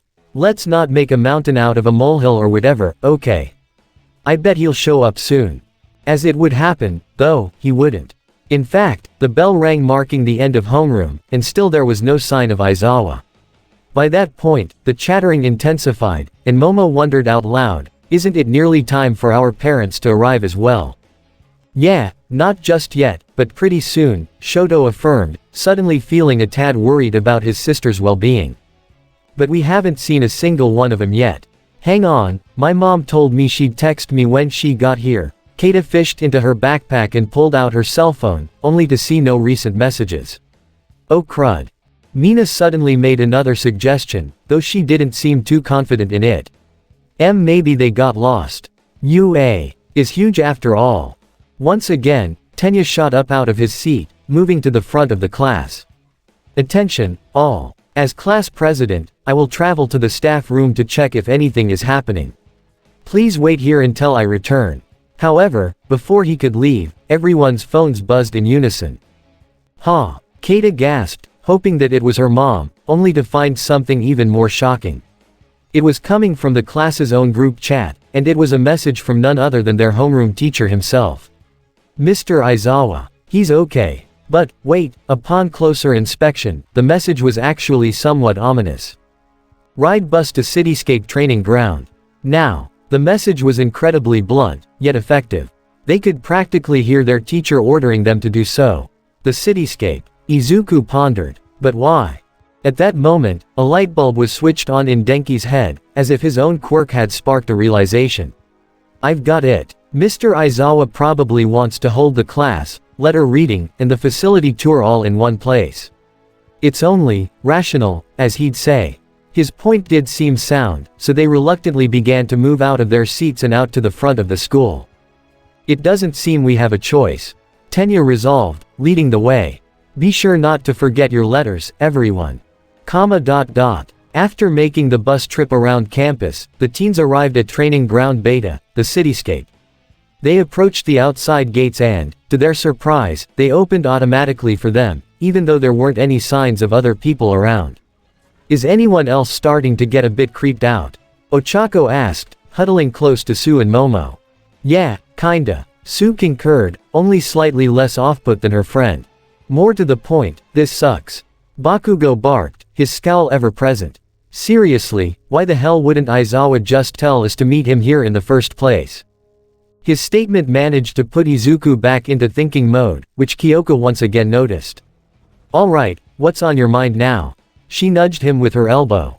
It's just, making us waste time like this. Does that sound like Mr. Aizawa to you? The brunette inquired. Tenya vehemently shook his head. No, it does not. I quite agree. Shoto also concurred with this thought. Right, everything that Aizawa does is completely rational. This seems like it doesn't fit with his usual MO. Or wait, perhaps this could be all intentional on Mr. Aizawa's part. Tenya stated, beginning to wrap his head around the situation. Everyone eyed him confusedly, though, so he explained further. For heroes, the call to action can arrive at any moment. This could be an exercise designed to test our reactions. That's possible, sure. Shoto said. We're probably just overthinking things. But then, Mezzo Shoji came to a sudden stop, with one of his many dupli arms transforming into a nose as he caught a whiff of something. Wait, hold on. Does anyone else smell gasoline? His question made the students take stock of their surroundings, sniffing their air where they did indeed get the faintest hint of gas. Maybe it's a fake pile up somewhere further in. Denki guessed. Ya no, for training purpose. Iee. Unfortunately, his presumption was drowned out by a loud, shrill scream that came from around the next bend, which made all of the students jump in shock. What was that? Toru stammered, putting her guard up. Before long, several more cries could be heard joining the scream, and by that point, the smell of gas was getting much stronger. All of this made Izuku pick up the pace, prompting the others to do so as well. It came from down here. Come on. They rounded the next corner, and what they saw just down that street left them all dumbfounded. Wah. The hell is all of this? Eijiro exclaimed. Before them laid a cleared lot, the buildings that had once occupied the space having been smashed to craggy piles of rubble on either side, blocking off 2 other streets. In the middle of this lot was a massive pit, probably around 20 meters in diameter, with a large cubic cage that seemed to be floating on a small platform above its center. Upon closer inspection, though, the teens saw that the cage was instead balancing on a precarious, slender tower, shaped almost like an apple core after the rest had been eaten away. And most shocking of all were the people who were screaming inside the cage, that being, their parents. Ochako's eyes widened in horror. Dad! Ochako! Ogura Uraraka exclaimed, meeting his daughter's eyes. Mom! Izuku, Kyoka and Keita all shouted simultaneously. Tenya and Momo had also spotted their own moms as well. Mother! Kids! Inko cried out, frantically waving her hand outside the bars with Mikajiro, Tae Iida, Yua Yaoyorozu, and Krista Kiryu joining her. It was then that Shoto's eyes widened, seeing that his sister was in there with them, too. Fuyumi. Shoto. The white-haired woman gripped the bars, her eyes full of fear. Please, help us. The entirety of Class 1A wasted no time in scampering toward the edge of the pit, where the stench of gas quickly became quite pungent. Peering over the edge with her fingers clamped over her nose, Ochako grimaced at the sight of the layer of stagnant liquid just 8 or 9 meters below. Yek, is this really all gasoline? How in the world did this happen? Momo exclaimed. And where's Mr. Aizawa? He's the one who told us to come in the first place. Just then, however, a cold, mechanical voice ran out to answer the panicked students' questions. Aizawa is down for a nap. A nice dirt nap. Despite the artificial tone, the words were practically filled with malice, and it was enough to make the students fear the worst. Dirt nap. Shiro repeated. Don't tell me, Sato uttered, clutching at his shirt at the unthinkable. It can't be. Denki denied, playing it all off as a joke. Har har, very funny, but April Fool's Day was a long time ago. So whoever you are, you'd better show yourself. The metallic voice piped up again. Calm yourselves. You're free to think this is a joke, but be aware that there are hostages in play. It didn't take Izuku long to figure out who the hostages were.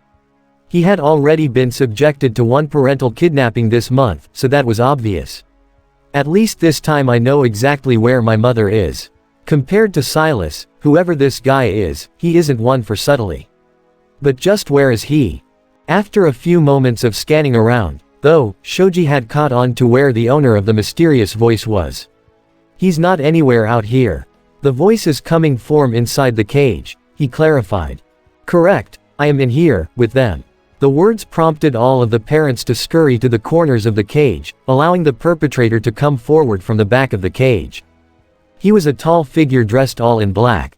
From his mask, to his suit and cape, even the cowl he wore over his head. He also had on a very wide-brimmed black hat to add to his mysterious nature, as if he had just stepped out of a pulpy comic from the 1930s. At this moment, Tenya pulled out his phone to make a call, only for the man to advise against it. I should mention now that contacting your school or the authorities is not permitted. Ah, and I'm afraid little Denki's quirk cannot help you either. What the hell, man? Denki was now quite petrified. This guy somehow knew his name and what his quirk was. Izuku's brow furrowed at that. Kaminari, if he knows about your quirk, it stands to reason he knows about all of ours, too. Indeed. The villain went on. Fleeing or sneaking outside help is also forbidden. Any of you attempt to run, and it will be your respective parent that pays the price. Ogura rattled the bars of the cage, not liking the sound of that. Dang it. Can't do a thing about these solid bars. Dad, please. Ochako beseeched, feeling utterly helpless. Don't do anything reckless. Directly next to Ogura, Yua called out to her daughter. Help us, Momo. You mustn't panic, mother, remain calm. The creation user brought a hand to her chest, shaken by the shocked state of her normally composed mother. Next with Yua and Ogura as well was a large man with a big, toad-like head, though he had human skin. Obviously, this had to be Suyu's father. Croak, croak. The frog girl immediately became more concerned. That croak means danger, ribbit. Given the distress in Sue's voice, it was enough to make everyone worried. She was the most level-headed student in 1A, after all. Their teacher, dead. Their parents, hostages. None of it felt real. However, while most everyone was in panic mode, Izuku and Kyoka were more angry than anything else. This had been the second time their parents had been put into a perilous position in the same month, and they were both laser-focused on the problem at hand as a result. How did this happen? Izuku seethed. Why is it happening? The masked man spoke again. An easy question to answer. I flunked out of UA. Hi. Gaining entry in the hopes of becoming a hero was all I ever had. That an excellent specimen such as myself failed is proof enough that this world is cruel and misaligned. Imagine that. Me, a dropout. He pointed at the teens. However, if left to your own devices, only the brightest futures await you children, that's why I. Oh, shut the hell up. Kyoka snapped, shutting the villain up. That's your stupid sob story. That is the whole reason why you felt the need to hold all of our parents hostage. She smacked her forehead. I don't think I've ever heard anything more self-centered in my entire life. And I've heard Bakugo's tirades. Exactly. Katsuki exclaimed, gritting his teeth at the villain. I can't believe I'm saying this, but I agree with ears. Screw your little tantrum, it's time we blew you to Kingdom Company. Wait, hold on, what did you say about me going on tirades? Kyoka sighed and shook her head. And you were doing so well, too. Can we just focus on the asshole who's got our parents? Fine, but I won't forget that remark. Now let's go. With that, Bakugo put on his indomitable grin, igniting his hand in a series of small explosions as he dashed to the edge. He was about to let his fiery momentum carry him across to the platform, when, yeah. Kyoka stuck him with one of her jacks right to the back of the knee, bringing him to a halt. RRGGH. What the hell, ears? Dude, the hostages. Kyoka reminded. Ya know, our parents. He's got them right where he wants them and can do anything if we act out of line. Upon second glance, Katsuki saw that the villain had grabbed his own mother, Mitsuki, by the arm. He clicked his tongue in annoyance, but even still, even Kyoka could see that there was some etching of worry on his features, even if it didn't extend to his words. Damn it. Great job getting yourself caught, hag. And just like that, Mitsuki went from abject fear to intense rage.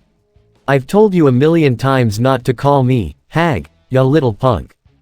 Wow. Eijiro uttered as everyone's gaze was brought to Mitsuki at her outburst. See the family resemblance. That's supposed to be a compliment, broomhead. Katsuki retorted. But what they failed to notice was that, inside the cage, Inko was muttering something to her best friend, Mitsuki, please, we're hostages, remember? Oh, whoops. Mitsuki blinked. True enough. Pipe down. The masked man said, giving Mitsuki a light shove back into Inko, though his eyes beneath the mask belied his glare with an apologetic gaze. Back with the teens, they were just impressed with the moxie that Mitsuki displayed. That woman has nerves of steel. Tenya commented. Hey, yep, Aunt Mitsuki, same as ever. Izuku concurred, which earned him several intrigued eyes and a death stare from Katsuki. Anyway, we should go by her example and not be scared. We should retaliate, even if it's not in a direct way. Putting on his best commanding expression, Izuku called back to the villain. What are you after here? What am I after? One thing only. The villain raised a single finger. The utter destruction of you golden children and your bright futures. And slaughtering your parents while you watch is just a fun way to do it. Ojiro felt his jaw clench, both in fear and frustration seeing his own mother unable to do anything in the case. All this, just to get to us. You got beef with us. Kirishima raged, hardening his fists and bashing them together.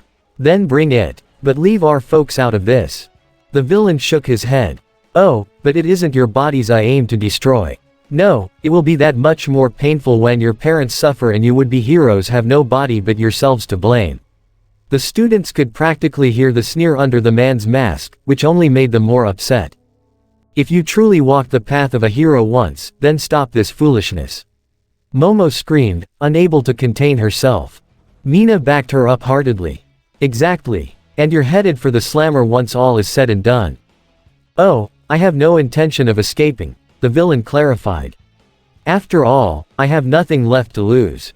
So, for my final act, I might as well savor your descent into agony as you watch your parents perish. He turned to the cowering crowd of adults in the cage with him. Now, which one should I start with? As the man monologued, though, Izuku was busy thinking up a strategy. Getting our parents out of there means doing something about the villain.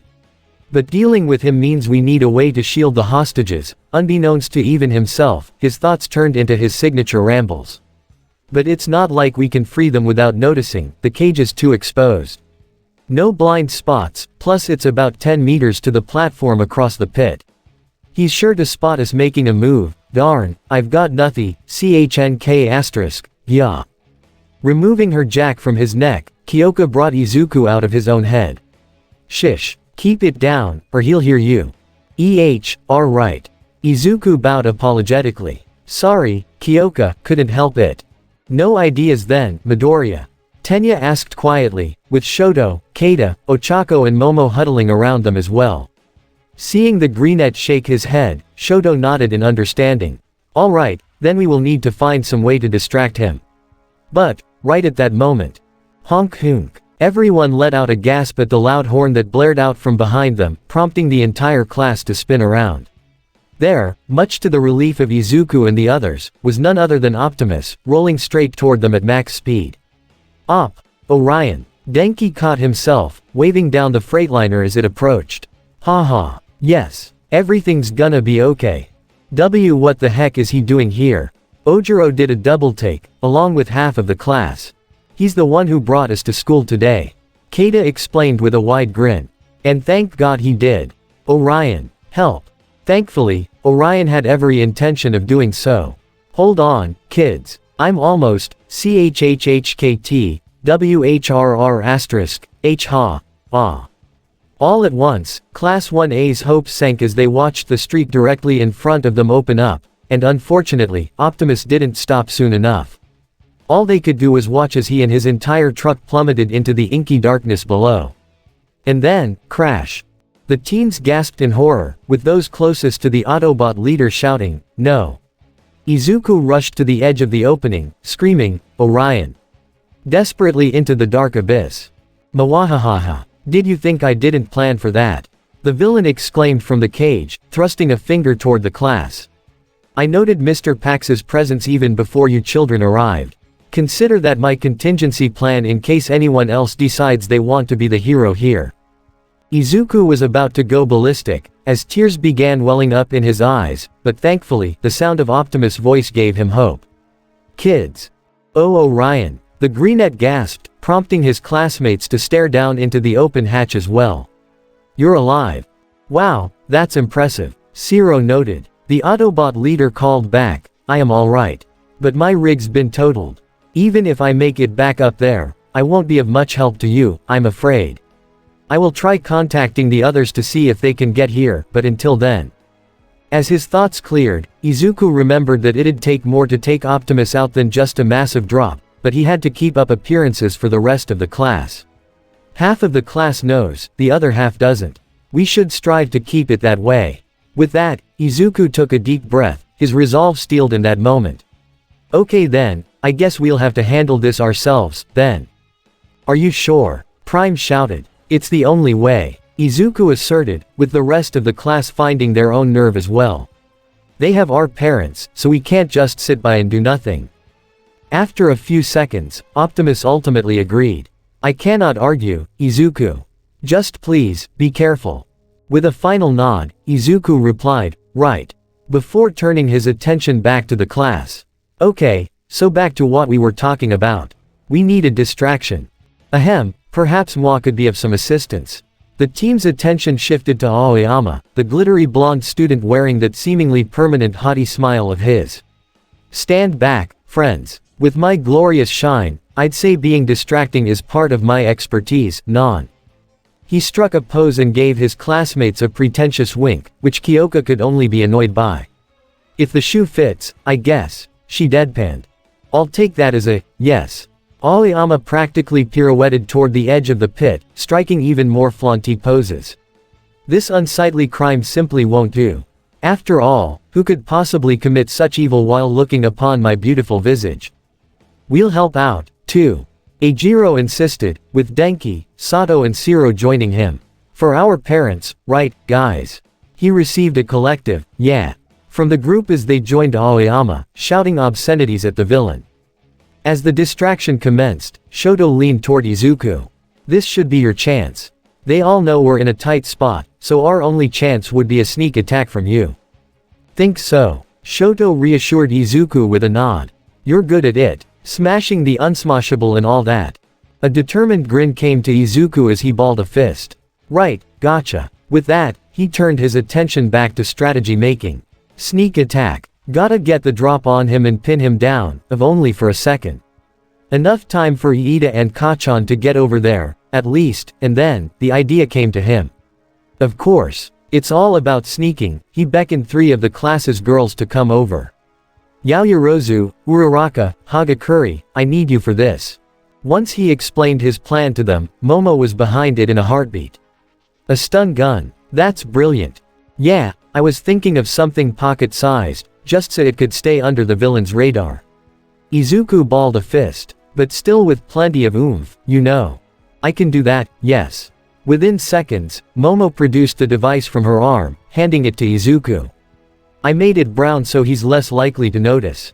Izuku bowed in gratitude. Great, thanks, Yaoyorozu. His focus went to Toru next. And Hagakure, I'm going to have you take this over across the pit. I'm going to have Uraraka float you over, and from there. I'll sneak up and shock him. Toru pumped her arms, psyching herself up to do it. Yeah, that sounds like a great plan, Midoriya. Just, gimme a sec. Gotta make sure I'm totally out of sight. To that end, the invisible girl began taking off her school uniform, prompting Izuku to look away bashfully. Of course, he knew that it didn't technically matter since there was nothing to see, but it was still a girl undressing in front of him. Kyoka couldn't help but roll her eyes. HMPH, well at least he's got a sense of modesty. Once Izuku felt a tap on his shoulder, he brought his head up and saw nothing. Though by the sound of her breathing, he knew that Toru was right there in front of him. I'm ready. The one for all inheritor readily passed the stun gun off to her, allowing Ochako to handle the rest. You ready? Let's do this. Toru confirmed, allowing Ochako to touch her shoulders and send her floating over the pit full of gas, all while the boys continued to distract the villain. As Izuku sent out a silent prayer for his plan to work, the villain groaned in irritation, nearly at his wit's end. So much so that he failed to notice the weapon landing directly next to him, Toru having crouched down to remain as out of sight as possible. I said silence. The man barked. Do not make me repeat myself again. He set his sights on a brown-haired woman in the corner. Perhaps the most boisterous child's parent should be the one to die. Then you might see things differently. Toru tightened her lips, leaning in ever so slightly, centimeter by centimeter through the bars. Almost, she was mere inches away from his leg, her finger on the trigger to make the stun gun crackle and spark. But before it could make contact, The villain whirled around, kicking it away and making Toru gasp. Ah. HMPH. It seems the invisible pest has wormed its way over here. Shaking with rage, the man threw open the cage door and stepped out, drawing a lighter from inside his cape and igniting it. I had hoped to serve up individual doses of suffering, but no matter. We will all dine in hell, together. Don't do it, Izuku screamed, only for his pleas to fall on deaf ears as the man dropped the lit igniter into the gasoline, transforming the pit into a raging inferno. No. A blast of hot air entered his lungs and singed his cheeks, watching in vain as the flames began to grow higher and higher. Izuku! Inko cried out, extending her hand from the cage. Izuku reached back instinctively, but a gust of wind fanned the flames even higher, obscuring his mother from view. No, no, no, no, ACH. Before he could succumb to despair, Izuku was brought out of it by a sudden jab to the shoulder. It was Bakugo, and he met his childhood friend's eyes with anger and determination. What the hell are you doing, Deku? You really that stupid? His grim scowl twisted into a vicious grin as he eyed the villain across the way. This is the perfect chance, dumbass. He spun toward Ochako and pointed at her. Pink cheeks, get me floating. Having no time to argue, Ochako did as he demanded and he rocketed toward the villain using his quirk. Kei-Kachan! Izuku exclaimed. Just then, an icy blast shot past all of them, sticking the villain to the ground so he couldn't get away. Though it also almost hit Katsuki, which he took issue with. Hey, careful with that, you half-and-half bastard. Shoto ignored Bakugo's chiding as the explosion user diverted his sights back to the villain. Ya like wearin' black, why not try black and blue? He then tackled the villain to the ground, successfully pinning him. Well, I guess that's one way of doing it. Kyoka furrowed her brow as she nodded to the others. Let's get over there, too. Agreed. Todoroki, Tokiyami, follow me. Once he got Ochako to make him float as well, Tenya used his engine to rocket over the gap, with Shoto and Fumikage following suit. Hey, I ain't about to be left out of this. Keita insisted, bringing out her pterodactyl wings to fly after them. Izuku leaned forward, allowing Kyoka to climb onto his back. Though before they leapt over, Ochako approached them with pleading eyes. Please, make sure my dad is okay. Of course, Kyoka said, she and Izuku smiling to her reassuringly. Be back in a jiff. At her word, Izuku activated full cowling and they were over the gap in a single bound, meeting with the rest of the group. Kyoka wasted no time getting off Izuku and rushing up to the cage. Mom. Ha, Kyoka. Reaching through the bars, Mika was visibly relieved, with the rest of the teens, respective parents meeting them as well. I can't believe this. You'd think they'd take more precautions after the UJS incident. The younger earphone jack user grimaced at the reminder. Yeah, I'm gonna have a chat with the other teachers once all this is over. But don't worry, I'm here to save you. But then, her eyes spotted the lock at the front of the cage, where she realized that getting in wouldn't be easy. Gah, damn, it's an electronic lock. Anyone know how to hack into this thing? Unexpectedly, Keita was the one to respond. Oh, don't worry, I've got the perfect lock pick. From her back end, a massive ankylosaurus tail emerged, which she raised up high in preparation. Right here. Stand back, everybody. The adults all did as she said and she clobbered the lock right off, along with smashing the doors wide open. Alright, everybody out. The first one to sprint out was, of course, Krista, who embraced her daughter right then and there. Ah, Mom, seriously. Oh, my hero. The paleontology professor declared. After Izuku greeted his own mother, he quickly went over to the explosive blonde. Kachan. Katsuki was still pinning the man down, using small explosions to keep him in check. This shit-eating punk's not so tough, he balked. Got him handled, all on my own. Just then, Mitsuki dashed in and shouted at him. Katsuki. Don't say shit. Buzz off, hag. From there, the mother and son got into a shouting match, the former foregoing any celebration of being freed to berate her son. Izuku forced a weak grin at the bickering duo before noticing that the villain had pulled out a small device from within his cape. What? Hold on. Izuku gasped, reaching down, but it was too late. The villain's thumb came down and hit the device with a click, causing an explosion from below, and the platform they were standing on began to sway unstably. Gah, what did you do, damn it? Bakugo snapped. As I said, the gates of hell await us all. The villain's response sent a chill down all of their spines. This guy really is nuts. Kyoka concluded. He placed explosives in advance. Back on solid ground, Ojiro called out to the group. Hey, the base below you is collapsing. You've gotta get off that platform, ASAP. They could see that they were using fire extinguishers that Momo made to put out the fires, but that wouldn't be much help with the precarious position that they were in. Dang it, we'll never kill the flames in time at that rate. Ochako grumbled. Rather than extinguish the inferno, perhaps a more rational solution, Momo pondered before an idea sparked in her head. Ah, I've got it. As the creation user got to work, Shoto began putting his own plan into motion. It wasn't much, but he was using his ice to create a tendril that latched onto the pit's outer edge, keeping the tower upright for the time being. But even so, the ice wasn't going to last for long, and neither would Shoto be able to keep the cold up for an extended period. Meanwhile, Iida was busy gathering the parents. Ladies first. Please, grab a hold of me. Inko was reluctant, however, keeping close to her son. But. Mom, Izuku gave her arm a comforting squeeze, wearing his best smile. I promise, I saved you once already. I'm gonna do it again. Ha, Izuku. Inko began to tear up, seeing her son so confident. Shoto's voice rang out as his ice tendril began melting even further. Damn, Midoriya, whatever you do it soon. He poured on the power to thicken the ice bridge, but it just kept melting away. Ice bridge, slipping, sliding. And just like that, things connected in Izuku's mind. That's it, we need a slide. Tenya, though, wasn't in the mood for that. Stop joking around, Midoriya. There's no time for playing. No, Iida, a slide like from our rescue training. The evacuation chute. Right, we just need a way to slide everyone across the ice bridge before it gives out. Shoto wasn't so certain about the plan, though. I doubt there's enough time for Yaoyorozu to create a tarp that big enough. It's nearly ready, actually. Momo's announcement managed to take everyone off guard, even more so when they saw the massive tarp come bursting out of her back, ripping through her shirt.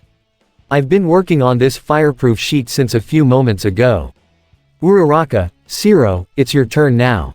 Okay. Ochako gave the tape her magic touch before passing it to Shiro. Here we go, who then proceeded to use his tape quirk to sling the tarp across the pit to the others. Seeing his own opportunity, Tokiyami summoned his own quirk. Grab it, Dark Shadow. The bird-like entity emerged from under his clothes and lunged forward. Aye. Dark Shadow caught the tarp and passed it to Izuku. Thanks. Waving across the way, Izuku expressed his gratitude to Momo. Should have known you'd be on top of things, Yaoyorozu. After getting a thumbs up from her, he proceeded to lay out the tarp in front of the adults. Okay, everyone, please climb aboard. With the ground swaying more and more by the second, the parents wasted no time in complying. You here with us, Hagakure. He received a touch to his shoulder from thin air. Sure, let's get out of here. Izuku couldn't agree more. Iida, use your engine to pull from the front. The rest of us will push from behind. And Todoroki, you keep blasting your ice until the very last second. Shoto gave an affirming nod as Tokiyami inquired, what about the villain? Right here. Katsuki lifted the helpless man off the group, all the fight having seemed to have left him. Let's go, you. Any funny business and you go boom, got it.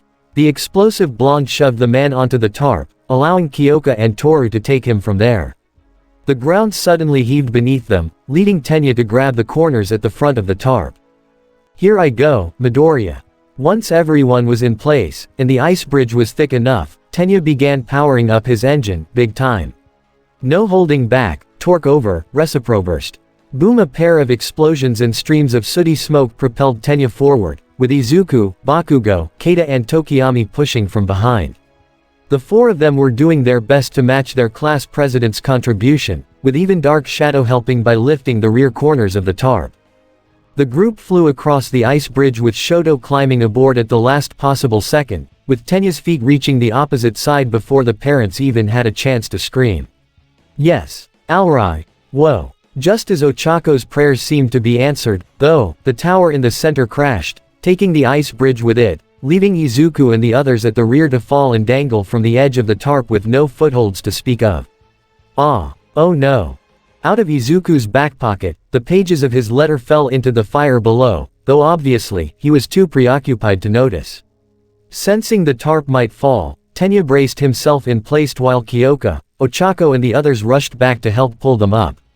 Hold on, celery stick. At the count of 3, the class yanked the tarp up, pulling their classmates back to the surface. Only for Inko's grip on the tarp to slip at the sudden jolt, causing her to fall into the pit. Ah! No! Mom! Izuku reached out, ready to let go of the tarp himself, only for the black-clad villain of all people to lunge out and take hold of Inko's arm, gripping the edge with his other hand as they hung over the flaming precipice. Using all his strength, the man hoisted them both back up to the surface, where Izuku and the others stared dumbfoundedly. She's safe. Izuku. Rushing for her son, Inko fell into his embrace. Oh my gosh, are you okay? Am I okay? I should be asking you that. A sigh passed the boy's lips as he smiled at her. But yes, I'm alright, he allowed his mother to weep into his chest, both completely relieved and tired after the whole ordeal. But even so, Izuku kept his sights trained on the villain. But you, what was all that about? The man chortled and nodded to him. Congratulations. The exercise is over. The exercise. Eijiro thrust a finger to the black-clad man. Someone grab him. We gotta contact the school. Denki's features became pale at another thought. And, we'll have to find where he stashed Mr. Aizawa. The students could feel their insides churn at the thought, until a familiar, listless voice piped up from the rubble not far away. Me. I'm right here. The students all became wide-eyed as they saw Aizawa emerge from the debris, tiredly sauntering his way over to them. Now, explanations. It was a ruse. All of it had been one giant, elaborate ruse in the form of an exercise tying into their recent rescue lessons. Everyone had been in on it, their parents included, and apparently the villain was simply a local theater troupe actor. The students couldn't believe it, to say the least. And that's when Izuku realized. Wait, if everyone was in on it, does that mean? *WHRRRRR. As if on cue, a hydraulic lift began to rise up from underground, bringing Orion Pax and his rig back to the surface, none the worse for wear. The man wore a proud smile and extended a hand to the students. My deepest compliments to all of you, Class 1A. Excellent job in completing this exercise. O.P., Orion, you were in on this, too. Kyoka exclaimed. Indeed, and the rest of the team were clued in as well. That is the true reason why they could not take you to school today. Orion approached the students with a knowing grin. Because then, you would not have been as concerned and driven as you were to rescue your parents. And by taking myself out of the picture upon my immediate arrival, I could just tell that your determination was only increased. I apologize for being deceitful for lack of a better word. Mina and the girls narrowed their eyes at him. Yeah, and here I thought you were supposed to be against the whole deception thing. Momo was keen to let her own thoughts be known. Yes, don't you think this was a bit much? She spun around to Aizawa. I mean, one wrong move and somebody could have gotten terribly hurt. Or worse. Orion's brows furrowed guiltily. Momo, Mina, I understand your concerns, believe me. But sometimes, the best lessons are built on the back of deception. Rest assured, though, none of you nor your parents were in any real danger. Exactly. Aizawa asserted, still completely nonchalant. We were prepared for the worst, so no, it wasn't a bit much. Besides, pros are no strangers to danger, so an exercise with lower stakes wouldn't do you much good. I suppose that's true. Momo conceded. Were you scared? Scared for your mother? Yes, quite. Aizawa nodded again. Words alone can't express your love for your families. When faced with losing them, however, this provided that valuable experience. He glanced from student to student. A proper rescue demands strength, skill, knowledge, and decisiveness. But emotion can easily cloud judgment. Anyone hoping to become a hero can't very well be flustered by a family member in danger. This exercise, under the guise of Parents' Day, was meant to teach you all just that. Momo bowed her head in understanding, along with the rest of the class. Yes, sir. One more thing, it's not just about keeping a level head. Aizawa continued. The people you aim to save, their lives are more than just their own. They too have families waiting for them to come home. Take that to heart. Again, the class collectively bowed and said, "Yes, sir." Now, though every hostage was rescued, this could have gone better. Aizawa's next point made everyone double-take nervously as he listed off. You struggled far too much against this single opponent. Wasted too much time. And the stun gun, hardly the most rational option. Choosing to distract the villain by talking to him was an unrefined approach, and it meant putting your eggs into one basket. I've got plenty more to say, but for now, you all passed. By a slim margin. The class let out a united sigh, mostly out of exhaustion, but also relief that they had passed. I want one page on what you've learned from this, due tomorrow. Amongst the instant wave of grumbles, Tenya's hand shot up. And what of the letters of appreciation? Another one of your, rational deceptions, to disguise the true intent of this exercise, sir. Aizawa peered back to the class president. Well, didn't writing that letter get you thinking about your family more than usual? It did, indeed, Tenya affirmed, instantly persuaded as the end of period bell rang out. We're done for today. Parents, thank you for all your assistance. After the teacher and adults exchanged bows, the students began drifting toward their respective parents. Tae met her son with a bright grin. Tenya, that final dash was incredible. Only thanks to the orange juice you squeezed for me this morning, mother. Tenya replied. Ogura met his daughter with a pat on the back. You good, Ochako? Relieved, mostly, Bleg. The brunette promptly yacked on the sidewalk, her nerves getting the better of her.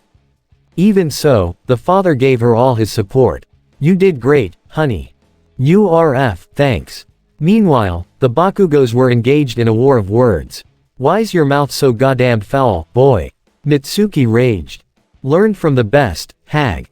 Katsuki retorted. I got it from you, though. Far from the squabbling mother and son, Fuyumi was busy talking to her little brother, who had grouped up with Keita and her mother, too. We're lucky it was just me here on Parents' Day. Mom might have fainted right off the bat, having to play a hostage. She received a silent nod from Shoto before turning to the Kiryus. But I gotta say, it's so nice to see you too. Likewise, Fuyumi, dear.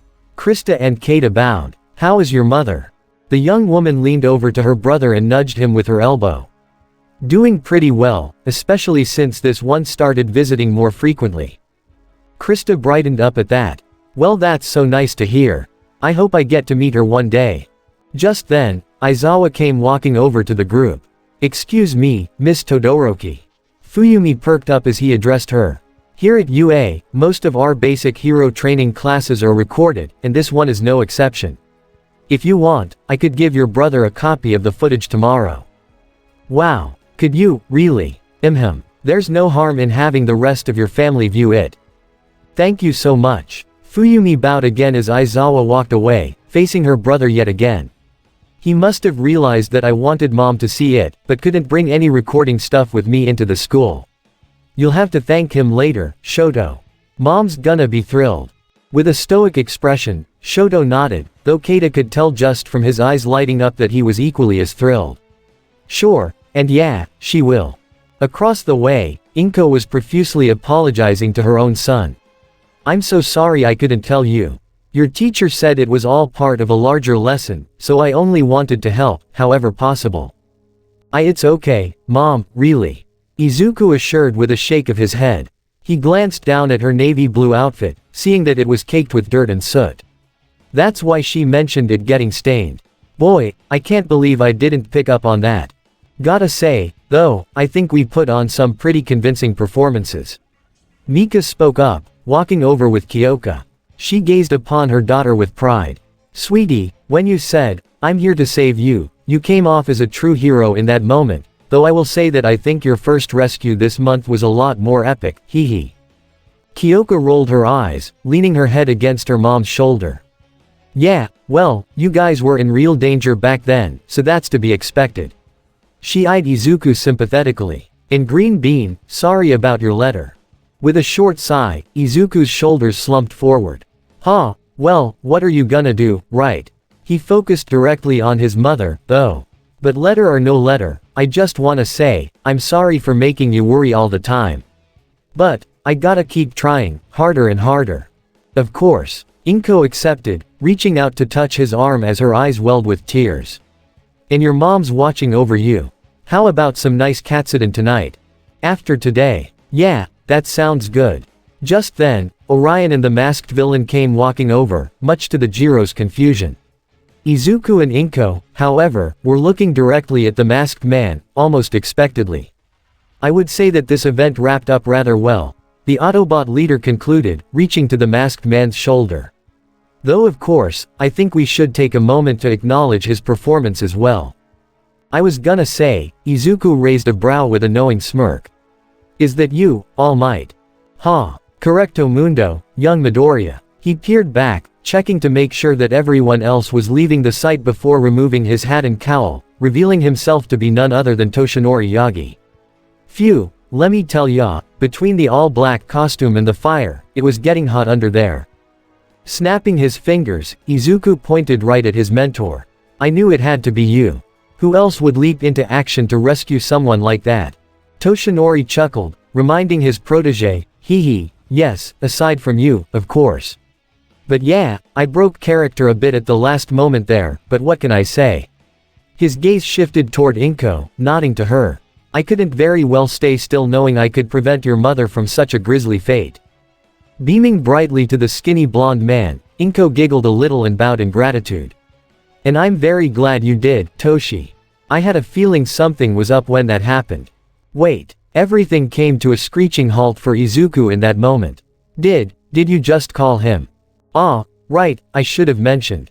Inko cleared her throat. Toshinori and I have been discussing you over phone chat for about a week now, Izuku. We thought it'd be prudent to exchange contact info in the event that I couldn't get a hold of you. Toshinori explained further. Gotta say, though, your mother is quite the conversationalist, young Midoriya. Izuku really wasn't sure how to process this, or the fact that his mother and his mentor were laughing in happy unison at the moment. This is weird, definitely weird. All the same, he shook the thoughts away for now. That could be addressed at a different time. For now, everyone seemed happy, so he didn't want to rain on anyone's parade.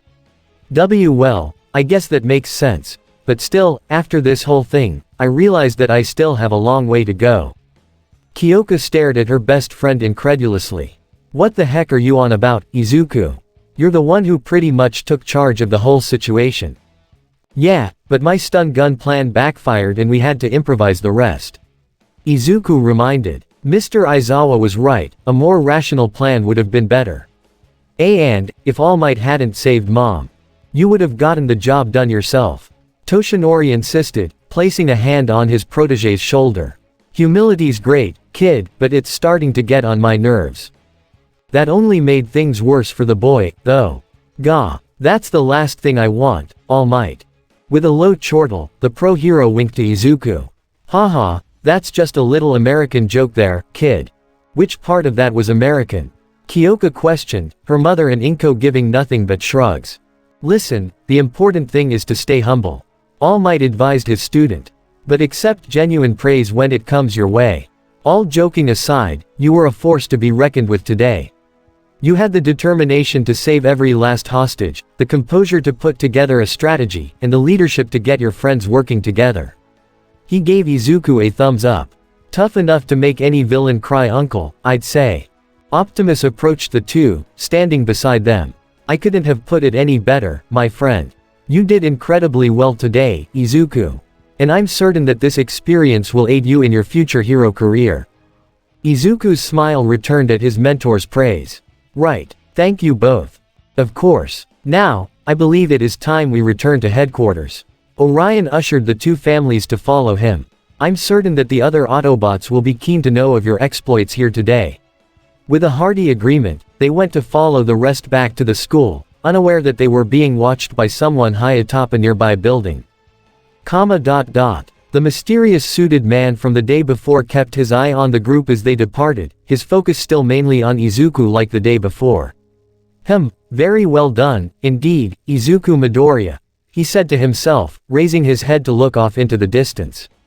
Perhaps you do have the right potential for what your future holds. Gather round, gather round. The man's eyebrows perked up as a small, mechanical spider approached him, only to then transform into a bulky, flat-screen phone. Picking the device up, he saw immediately who was calling him, and he couldn't help but roll his eyes. Of course, he answered the call, bringing it to his ear. Yes, hello. Hey, it's me, came another man's voice from the other end. Ah, senpai, I had a feeling you'd be calling soon. He paused for a moment to reconsider. Or, should I call you, Kohai, since I've technically been at this longer than you? It's honestly quite confusing. Does it really matter? The caller's tone was quite brazen, but he got back to business quick. How goes the mission I asked of you?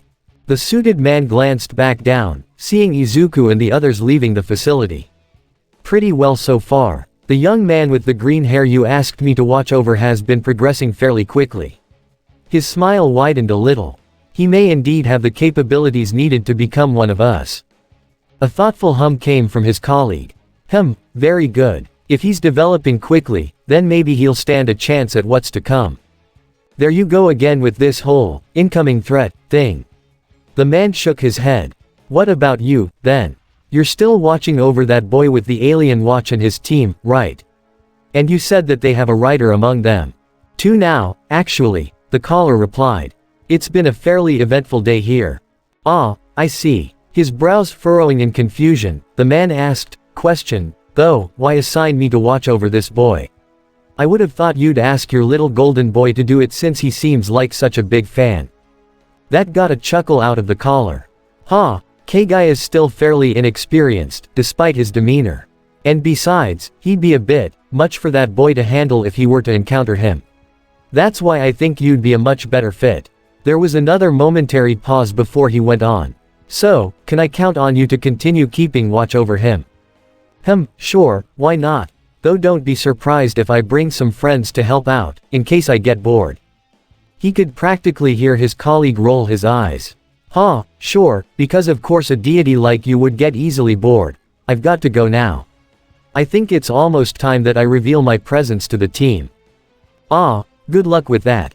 See you. With that, the man hung up and walked across the roof, thinking to himself about what was to come. Izuku Midoriya, we'll see if you have what it takes. The sound of bells rang out and he disappeared in a flash of blue light, almost as if he were never there at all. Down below, Izuku's head perked up right as he was about to leave the training ground, his ears twitching as he caught the faint sound out in the distance. What in the? He stared out toward the cityscape for a couple seconds, but saw nothing. Odd. With a shrug of his shoulders, he pursued Kyoka, All Might and Prime, eager to get back to base and tell everyone of what he'd accomplished that day. And it's the end of Season 2 Part 39 of this What If. I hope you guys like